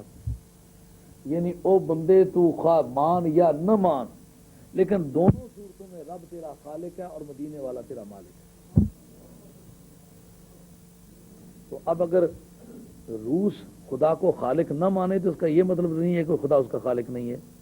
اگر کوئی بدعقیدہ سرکار کو مالک نہ مانے تو پھر جس طرح روس کے خدا کو خالق نہ ماننے سے خالق نہ ہونا لازم نہ آیا، اسی طرح کسی کے سرکار کو مالک نہ جاننے سے سرکار کا مالک نہ ہونا لازم نہ آیا. اللہ کی نعمت ہے وہ حسن و مآب، جن کے عقیدے سچے اور اعمال اچھے ان کا انجام بھی بڑا اچھا ہے. اللہ تعالیٰ سوء خاتمہ سے مسلمان کو بچائے، بد انجامی سے اللہ تعالیٰ بچائے. کسی کا انجام خراب ہونا یہ اس آدمی کے عقیدے اور عمل کی خرابی کی شہادت ہے. اللہ تعالیٰ وہ آخری وقت بچا کے گزارے. جن لوگوں کی شکلیں بگڑ گئی ہیں ان کی موت کے وقت بادشاہوں نے ان کے جنازوں میں شرکت کی لیکن فوٹو ان کو منہ نہیں دکھلایا گیا، دیکھنے کے قابل ہی نہیں رہا. تو یہ انجام کی خرابی اس قوم کے لیے عبرتناک سزا ہے کہ جنہوں نے نبیوں، ولیوں، غوثوں، کتبوں، پیروں، پیغمبروں، اللہ کے مقبول بندوں کی مذمتیں اور توہینیں کی ہیں، خدا نے دنیا میں ان کا انجام نہایت ذلت آمیز کر کے لوگوں کو عبرت کا موقع فراہم کیا ہے. لیکن اب بھی اگر کوئی نہ مانے تو اس کی بد نصیبی. اللہ تعالیٰ ان کا عقیدے سچے اور اعمال سچے، اس کا انجام اچھا ہوتا ہے. انجام کی اچھائی کے لیے روزانہ زندگی اچھی گزارو. سرکار نے فرمایا تموتون کما تعیشون وتبعثون کما تموتون، مرو گے اس طرح جس طرح جیو گے اور اٹھائے جاؤ گے اس طرح جس طرح مرو گے. یعنی مرنے کا پیٹرن جینے سے مختلف نہیں ہوتا. ساری زندگی بے ایمانیاں کرتے ہوئے مرے، جیے اور مرتے وقت تہجدوں میں اس کی موت واقع ہو، ایسا نہیں ہوتا. زندگی میں سے تہجد پڑھنے پڑیں گے تو موت تہجد میں آئے گی. چونکہ مرنے کا پتہ کوئی نہیں، کیلنڈر کوئی نہیں چھپتا، پتہ نہیں کس وقت موت آتی ہے. ہر وقت ذکر الہی کی حالت میں، ہر وقت سچے عقیدے کی حالت میں، ہر وقت سچے عمل کی حالت میں رہو تاکہ انجام اچھا ہو جائے. حضرت معاذ ابن جبل رضی اللہ عنہ سرکار سے پوچھتے ہیں ما افضل الذکر یا رسول اللہ صلی اللہ علیہ وسلم، سب سے اچھا ذکر کون سا ہے؟ تو سرکار نے فرمایا ان تموت ولسانک رطب من ذکر اللہ. اے حضرت معاذ ابن جبل، سب سے اچھا ذکر یہ ہے کہ تو مر رہا ہو اور تیری زبان ذکر الہی سے تر ہو. سب سے اچھا ذکر یہ ہے. کذالک ارسلناک فی امۃ قد خلت من قبلها امم، محبوب کریم علیہ الصلوۃ والسلام، ہم نے آپ کو ایک ایسی قوم میں بھیجا جس سے پہلے امتیں گزر چکی ہیں. کیا مطلب؟ آپ کی امت آخری امت ہے اس لیے کہ آپ نبی ہونے کو آخری نبی ہیں. اگر آپ کو بعد کسی نئی امت نے یا نئی نبی نے آنا ہوتا تو آپ کو پروردگار یہ نہ کہتا کہ اے محبوب آپ کو ہم نے سب سے آخری امت میں بھیجا ہے. اگر اس کے بعد ایک نئی امت بننے والی ہوتی تو پروردگار کا یہ کہنا تو صحیح نہ ہوتا. معلوم ہوا کہ مرزا جی خدا کے کاغذوں میں نبیوں کی لسٹ میں ان کا نام نہیں بولا کہ اور کھاتے میں بول رہا، لیکن ان کو یہ غلط فہمی ہو گئی ہے. لِتَتْلُوَ عَلَيْهِمُ الَّذِي أَوْحَيْنَا إِلَيْكَ، ہم نے اس لیے آپ کو ان میں بھیجا ہے تاکہ آپ ان کو وہ پڑھ کے سنائیں جو ہم نے آپ کی طرف وحی کی ہے، درآں حال کہ وہ اللہ رحمان سے کفر کرنے والے، رحمان کو ماننے والے نہیں. یہ آیت جو ہے لقد ارسلناک سے لے کر آخر تک، یہ آیت جو ہے یہ مکی ہے، مدنی ہے لیکن آل مکہ کے بارے میں نازل ہوئی ہے. تب جس وقت نبی پاک علیہ السلام کا قیام دیار پاک مدینہ میں ہے اور سرکار جاتے عمرے شریف کے لیے اور حدیبیہ میں سرکار کو روک لیا جاتا ہے، اور جو سہیل بن عمرو ہے وہ سرکار کے ساتھ سفارت کا معاملہ آ کے طے کرتا ہے. یہ آخری آدمی تھا. پہلے جس نے گفتگو کی تھی وہ عروہ ابن مسعود تھا جس کو صدیق اکبر رضی اللہ عنہ نے گالی دی تھی. یہ سہیل بن عمرو ہے. اس کی سرکار سے بات ہوئی تو صلح حدیبیہ لکھنے والے جناب مولا مرتضیٰ ہے تو بسم اللہ الرحمن الرحیم کر کے لکھا اور من محمد رسول اللہ صلی اللہ علیہ وسلم کر کے لکھا. محمد کی طرف سے جو اللہ کے رسول ہے اور مقابلے میں کفار مکہ کا نام لیا کہ قریش مکہ کی طرف سے. تو انہوں نے اس پر دو اعتراض کیے. انہوں نے کہا اگر ہم تمہارے رحمان کو مان گئے ہوتے تو پھر جھگڑا ہی کیا تھا؟ ہم نہیں مانتے. صلح حدیبیہ پر دستخطوں کا وقت آیا تو انہوں نے دو اعتراضات کیے تھے. ایک یہ کہ ہم رحمان کو نہیں مانتے تھے، کیوں لکھا ہے؟ اب وہ چاہتے ہیں کہ آپ یہ رحمان کا لفظ کاٹیں. اب خام کا لفظی بحث ہے کیونکہ اس کا تعارف صرف سرکاری نے کرایا تھا. اللہ تعالیٰ نے او محبوب کریم ہم نے آپ کو ایسی قوم میں بھیجا جس کے پہلے امتیں گزر چکی ہیں، اور بھیجا اس لیے تاکہ ہاں آپ ان کو وہ پڑھ کے سنائیں جو ہم نے آپ کی طرف نازل کیا ہے. درآں حال کے وہ رحمان کا انکار کر رہے ہیں. اے محبوب جو کچھ ہم نے ان کے بارے میں کہا ہے نا ان کو کہہ کے سنا دے. جبکہ یہ انکار کر رہے ہیں. یہ وہ وقت ہے جب کئی لوگ کہتے ہیں کہ یہ مسئلے ہم نے سنے ہوئے ان کی ہمیں ضرورت نہیں ہے. اب وہ بھی کہہ رہے ہیں کہ رحمان کا آپ کیوں ذکر کرتے ہیں، ایک جھگڑے والی خام خواہ بات کیوں کرتے ہیں؟ وہ باتیں کریں جو اب ہمیں اتفاق رکھتی ہیں. خام خواہ اختلافی مسائل کو چھیڑ کر جھگڑا کیوں ڈالتے ہیں؟ او بھائی مانو جو دین کی ضرورت کی چیز ہے وہ تو ہم نے کرنی ہے. رہی بات جھگڑے کا ڈر تو جھگڑوں سے ہم گزرتے چلے آئے ہیں. تجھے بتاؤں تقدیر امم کیا ہے؟ تیغ و سنا اول طاؤس و رباب آخر. جہاد فرض ہونے کے معنی یہی ہے کہ جس وقت اسلام کے پیغام کے پہنچانے میں کوئی امر مانے ہو تو نوک شمشیر کو اس کے راستے سے ہٹا دیا جائے. اگر تم بالفرض یہی نہیں سننا چاہتے تو ہم سنا کے چھوڑیں گے. اس کو دور حاضر کے ایک مفسر کہتے ہیں بڑی بھونڈی تقریر ہوتی ہے وہ، جو لوگ سننا نہ چاہیں تو وہ سنا ڈالے. اب دیکھو وہ رحمان سننا نہیں چاہتے لیکن فرمایا کہ او محبوب ایسی حالت میں ہم چاہتے ہیں آپ ان کو وہ پڑھ کے سنا دیں. وہ حالیہ ہے وَهُمْ يَكْفُرُونَ بالرحمن، درآں حال کے وہ رحمان سے انکار کرنے والے. حالت ان کی یہ ہو کہ وہ رحمان کا انکار کریں تو آپ اس وقت نے بسم اللہ الرحمن الرحیم کہہ کے سنا دیں. اس سے کیا نتیجہ نکلا؟ آج کا واعظ، آج کا مقرر، آج کا مبلغ دیکھے کہ کوئی کلمہ حق ہے اور بات اللہ کی بارگاہ میں وہ کہنے کی ہے، مگر قوم کا مزاج اب اتنا سینسیٹیو ہو چکا ہے کہ وہ یہ نہیں سننا چاہتے. وہ کہتے ہیں یہ اختلافی بات ہے، ہم اس کو نہیں سننا چاہتے. پھر اٹھ باندھ کمر کیوں ڈرتا ہے؟ پھر دیکھ خدا کیا کرتا ہے. وہ لوگ پھر خدا پیدا کرے گا جو تیری بات سن لے گے لیکن آپ کہ نہیں سنتے. یہ وجہ ہے. مسئلہ نور ان کا کہ وہ باتیں کرو جو سب کو اچھی لگتی ہیں، وہ اختلافی مسائل کیوں چھیڑتے ہو؟ یہ بھی ایک سوال ہے کہ خام خواہ بسم اللہ الرحمن الرحیم کہنے سے جو وہ الرجک ہو رہے ہیں، وہ چڑ رہے ہیں، تو آپ کیوں وہی چھیڑتے ہیں؟ کوئی اور لے لینا. ہم محبوب ہم نے آپ کو ایسی امت میں بھیجا ہے جس سے پہلے امتیں گزر چکی ہیں. بھیجا اس لیے تاکہ آپ ان کو وہ کچھ ایسی حالت میں سنائیں جو ہم نے آپ کی روی کیا ہے، ایسی حالت میں انہیں سنائیں جب کو رحمان کے ساتھ کفر کر رہے ہیں. قُلْ هُوَ رَبِّي لَا إِلَٰهَ إِلَّا هُوَ. ایک رحمان کا کہہ رہے ہو تو میں تمہارے اب سارے خداؤں کو بیچ میں لپیٹ میں لاؤں گا. لا الہ الا ہو، کوئی معبود نہیں. جس کو میں نے رحمان کہا وہ اکیلا ہی معبود ہے. اب وہ 360 کی جو تردید ہوئی یہ ان کے جھوٹے خداؤں کے منہ پہ جوتا ہے.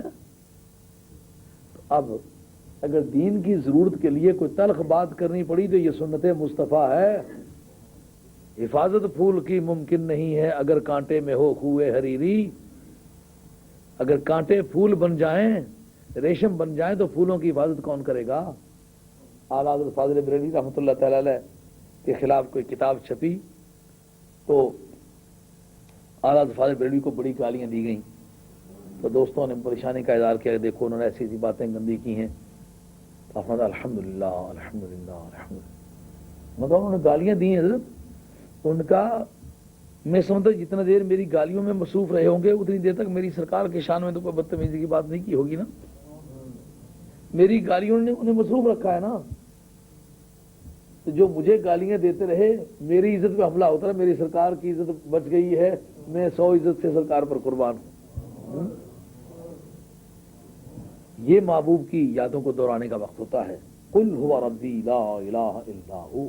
وہ صرف رحمان سے گھبرا رہے تھے. کہا محبوب کہہ دو وہ میرا پالنے والا ہے, اس کے بغیر کوئی معبود نہیں. پہلا کلمہ رحمان تو میں نے مطلق فہم کرنے والا, ان کے خداؤں کی تردید تو نہیں تھی نا. تو یہ جملہ اگلا کہہ کے کہا تمہارے جتنے تم کو جن کو خدا مان رکھا ہے وہ سارے جھوٹے, تم بھی جھوٹے ہو. رہی بات یہ کہ میں اس وقت یہ باتیں کہہ رہا ہوں, حالات زیادہ ٹینشن پکڑ جائیں گے.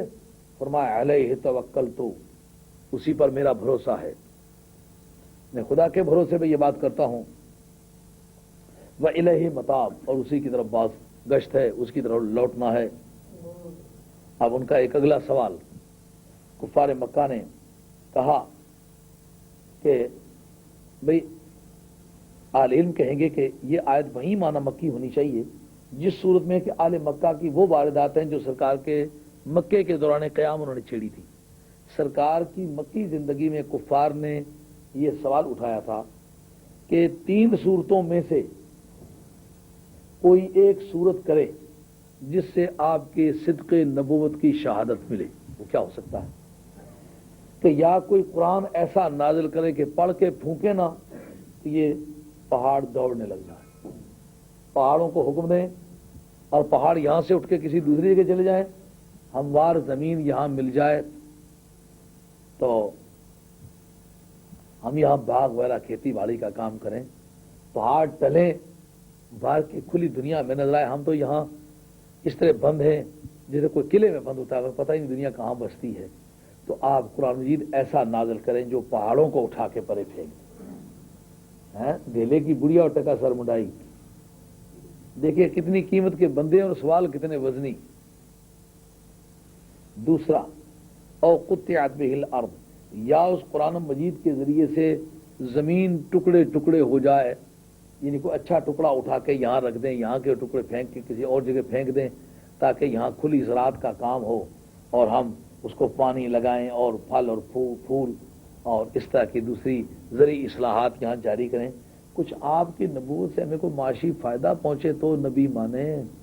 پتہ چلا یہ پیسے ٹکے کی بنیاد پر نبی کو نبی ماننا یہ کفار مکہ کے کفریہ مزاج کی یادگاریں ہیں. نانے جوی کھانا اور محبوب کے نعرے مارنا یہ مزاج صدیقی ہے, یہ مزاج فاروقی ہے, یہ مزاج عثمانی ہے, یہ مزاج حیدری, یہ مزاج حسنی ہے, یہ مزاج حسینی ہے. لیکن وہ ایک ہاتھوں تھا نا وہ آریکش, اس کو کسی نے کہا کلمہ پڑھ, اس نے کہا کیا مجبوری دیسی, مطلب کلمہ پڑھنے کی مزدوری مقرر کر جو کلمہ پڑھو, مزدوری کے بغیر کلمہ بھی نہیں پڑھنا. یہ جو دور حاضر بسترا اٹھا ہے تو اوپر بسترا اور نیچے پیسے ہیں. کسی جگہ مکان خرید کے تو مسجد بنائی جا رہی ہے تو اندر گرانٹ کا پہلے فیصلہ ہوا اور پیچھے مکان خریدا جا رہا ہے. جدھر کوئی اعلی حق بیٹھا اس کے گردا گرد کری پئی, یہاں اس علاقے میں کوئی شرارت نہیں ہو رہی, یہاں خریدتے ہیں. جی آپ نے دیکھا پالتو فسٹوں میں ہمارے آنے کے بعد کتنے سینٹر کھلے. پالتو فسٹوں کی آبادی تو ان 3-4 سالوں میں ہزاروں کی تعداد میں نہیں بڑھی ہوگی نا. اس کی کیا وجہ ہے کہ سینٹر درجنوں کے حساب سے کھل گئے ہیں. پہلے پیسوں کی تھیلیوں کے فیصلے ہوئے, پیچھے سینٹر کھلے. لیکن یہ مکہ, یہ کفار مکہ کا مزاج ہے, یہ مومنین کا مزاج نہیں. سرکار کے صحابہ جب مہاجر ہونے لگے تو انہوں نے یہ پوچھا کہ جناب وہاں کتنا ہمیں گرانٹ دو گے, وہاں رہنے کے لیے مکان کتنے ہوں گے. ان کا محبوب کبریا نے فرمایا جانا ہی جانا. جب سرکار اس شہر کو چھوڑنا چاہتے ہیں بھوکے مرے فاقہ رہیں, اور فاقہ وہ روگ رہے. کھلے آسمان کے نیچے ان کی راتیں نہیں, ان کے دن بھی آئے, ان کی راتیں بھی آئیں. کھلے آسمان کے نیچے بارشوں میں بھیگے, دھوپوں میں جلے, فاقوں میں کڑے, دنیا بھر کے دکھ انہوں نے اٹھائے, لیکن سرکار سے وفا کی. نبی پاک کے غلاموں کا یہ مزاج ہے. اور ہر آدمی جو آج کے دور میں سمجھتا ہے وہ جی فلاں مولوی صاحب نے پیسے بڑے کما لیے ہیں, کہاں سے گرانٹ ملی, صاحب سے کیسے ملی ہے. اور دوسرا بھی اس کے قریب جا کے کہتا ہے یار کہاں سے لائے, مجھے بھی بتلاؤ. یاد رکھو اگر دور حاضر کے علم نے یہ برائی کا راستہ اختیار کر لیا ہے تو یہ کفار مکہ کے ورثے میں آیا ہوا ہے, یہ صدیق اکبر کے ورثے میں نہیں آیا ہوا. انہوں نے سر بیچ اساں سودا کیتا بازار مدینے والے تو, صدقے نہیں میری جن جان سہی ہوگی, سرکار مدینے والے. تو انہوں نے سب کچھ بیچ کے سرکار کی محبت خریدی تھی. یہ جو قوم آج اپنا دین و ایمان بیچ کے پیسے وصول کر رہے ہیں، یہ دراصل اہل ایمان کا یہ طریقہ کار نہیں. بات بھلے پڑی ہے، سمجھ سکو گے دور حاضر کی روانی کو، آپ کو اندازہ ہو سکے گا کہ کون حق پر ہے کون باطل پر ہے. ان کے اطوار سے سمجھے قوم کدھر جا رہی ہے. اور مت بکتے ہوئے لوگوں کو دیکھ کے اپنی قیمت دلوانے کے لیے منڈی تلاش کریں. یہ بڑا بزدلانہ فیصلہ ہے. سارا جہان بکے، آپ ثابت قدم رہیں. وہ وقت آئے گا کہ پروردگار عالم کی نعمتوں کی بارش بھی ہوگی، نعمتوں کے فرش بھی ہوگی، کمی نہیں. تیسری شرط یہ تھی، یا یہ ہمارے بڑے باپ داداؤں میں سے کسی ایک کو دوبارہ زندہ کریں، وہ اٹھ کے کہے اور میرے بیٹو یہ اللہ کا سچ مچ نبی ہے، اس کو مان لو. کہ یہ تینوں میں سے کوئی ایک بات کر کے دکھائیں.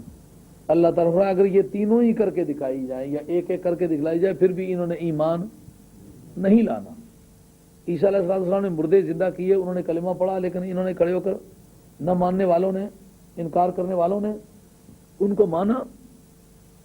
اگر مردے زندہ ہوتے ہوئے دیکھ کے بھی نہ ایمان لانے والوں نے انکار کا سلسلہ جاری رکھا تو یہ تجربہ پہلے ناکام ہو چکا ہے. مردے زندہ کرنے کی دعوت دینے والے آخر میں ایمان نہیں لایا کرتے تھے، جانے دینے.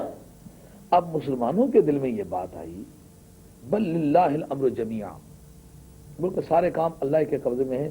یعنی جتنے کام کر رہے ہو وہ اللہ کے قبضے میں، جب چاہے وہ کر لیتا ہے.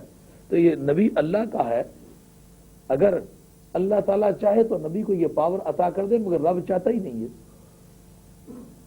مسلمانوں کے دل میں یہ خیال آیا کہ جو یہ مطالبات کر رہے ہیں اگر یہ پورے ہی کر دیے جائیں تو ہماری میجارٹی بن جائے تو سرکار جب کر بھی سکتے ہیں اور ایسا ہو بھی سکتا ہے تو پھر سب کو مسلمان کرنے کے لیے یہ راستہ کیوں نہیں اختیار کر لیتے.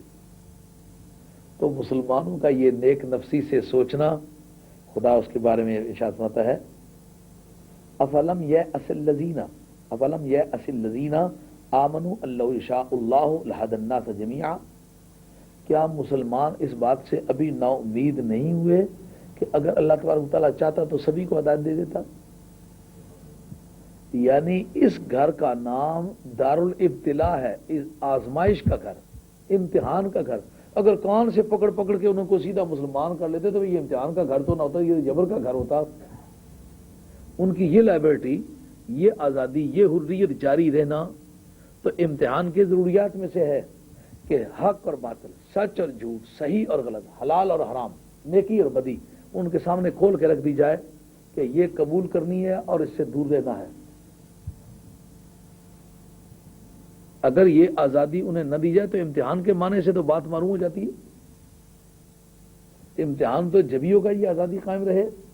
تو اب اگر یہ چاہتے ہیں ان کو کان سے پکڑ پکڑ کے مسلمان کریں تو اللہ تعالیٰ نے یہ میرے پالیسی میٹر کے خلاف ہے. مسلمانوں کو اس سے نا امید ہو جانا چاہیے. خدا کبھی بھی ایسا نہیں کرے گا کہ سب کو پکڑ کے الٹا لٹکا کے کہے کلمہ نہیں پڑھو گے تو سر سے مار ڈالوں گا، یہ دل کا پکڑ کے پردہ ہی پھیر دے کہ کلمہ پڑھو، وہ خود بخود جسے ٹیپ ریکارڈر آن ہو جاتا ہے ایسے کلمہ پڑھنے لگ جائے.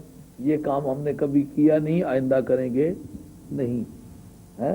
جو لوگ اعتراض کرتے ہیں اور سرکار کا اگر اختیار تھا تو سرکار نے ابو کو کیوں مسلمان نہیں کر لیا؟ سرکار کو اگر کچھ کر سکتے تھے تو گلاب کو کیوں نہیں مسلمان کر لیا؟ میں پوچھتا ہوں اگر اللہ کچھ کر سکتا تھا تو ان دونوں کو اللہ نے کیوں مسلمان نہیں کیا؟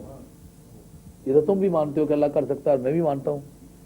بتاؤ اللہ نے وہ قدرت ہوتے ہوئے ان کو کیوں مسلمان نہیں کیا؟ کیا جواب ہے؟ اگر ان دو کو مسلمان کرنا تمہارے نزدیک نبی پاک علیہ الصلوۃ والسلام کے عدم قدرت کی دلیل ہے کہ سرکار قادر نہیں تھے، سرکار کر سکتے نہیں تھے اس لیے کہ ان کو مسلمان نہیں کر سکے. اگر یہ دلیل سرکار کے عدم قدرت کی ہے تو انہی خطوط پر سوچو اللہ کی ذات کے بارے میں کہ اللہ قدرت کے ہوتے ہوئے ان کو مسلمان نہیں کر سکا. ان کا مسلمان نہ ہونا معاذ اللہ ثم الیاذ باللہ خدا کے عدم قدرت کی دلیل ہے. کوئی مانتا ہے کہ اس بات کو کہ خدا انہیں جو مسلمان نہیں کر سکا اس کا مطلب یہ ہوا کہ خدا کچھ کر سکتا ہی نہیں ہے؟ یہ کسی مسلمان نے کبھی آج تک نتیجہ اخذ کیا ہے؟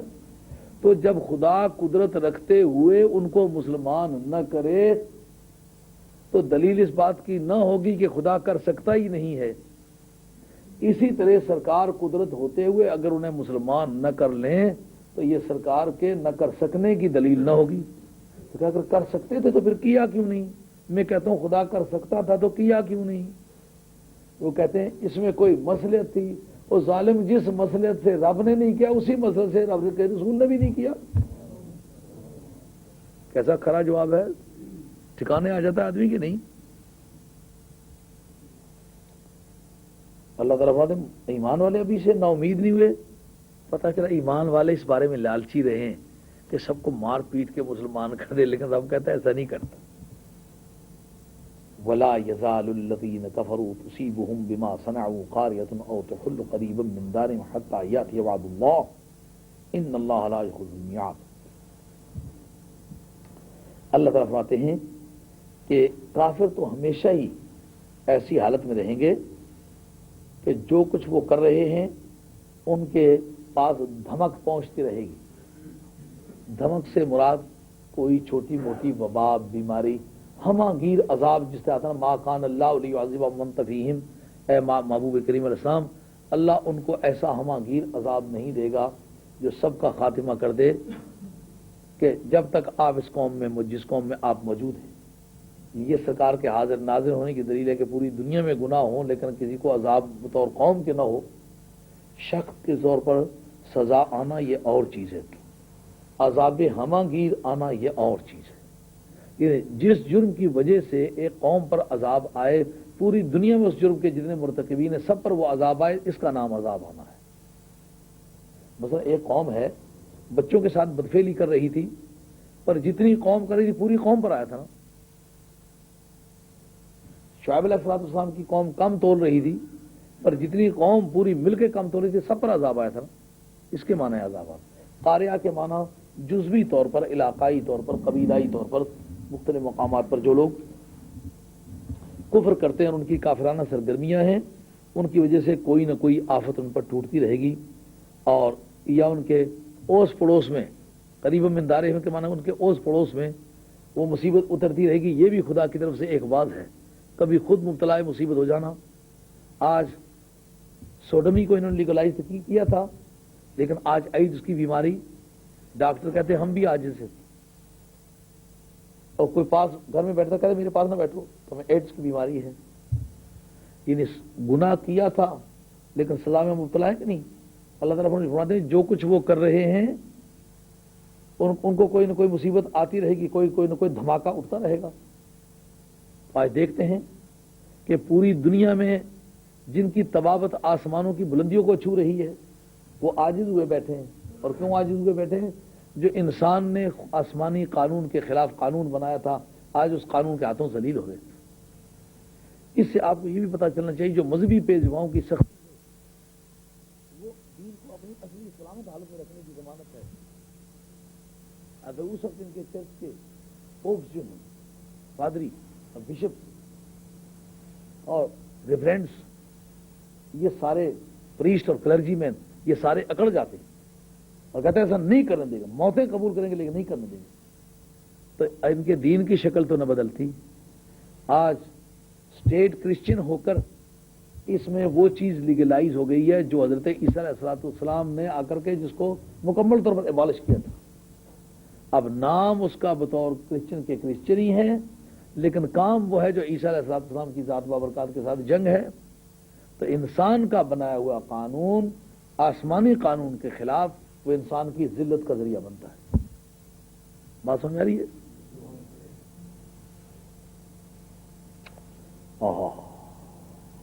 اللہ حضرت جس قوم نے بھی خدائی قانون کے خلاف بغاوت کی ہے نا اس کو دیر یا سویر سے مصیبت آئے گی.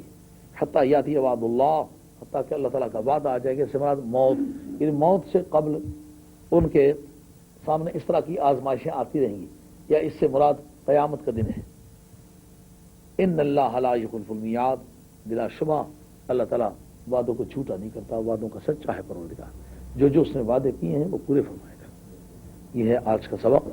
اب اگر کسی دوست کو کوئی بات سمجھ نہ آئی ہو یا کوئی بات پوچھنی ہو مگر سبق سے ریلیونٹ ہو، اس کو چاہیے کہ وہ پوچھ لے. کوئی سوال ہے کسی دوست کا؟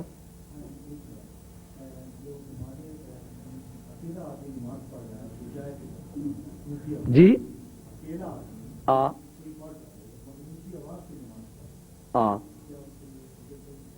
نہیں، دیکھنا یہ کہ کون سی نماز پڑھ رہا ہے. اگر نماز جاری ہے تو فرضوں میں اکیلا بھی اونچی آواز سے پڑھ سکتا ہے.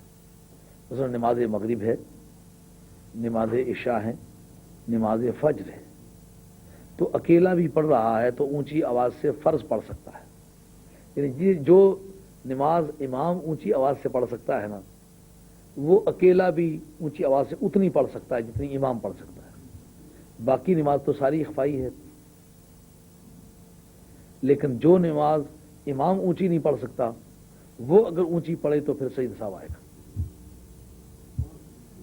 مگر یہ سوال میرے سبق سے ریلیونٹ نہیں. پہلے سبقوں سے تعلق رکھنے والا کوئی سوال ہے تو وہ کرو جو تفسیر سے متعلق ہو.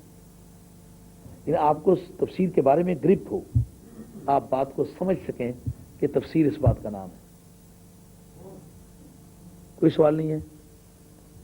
ہاں، کوئی سوال نہیں. اچھا، اب دعا کرو.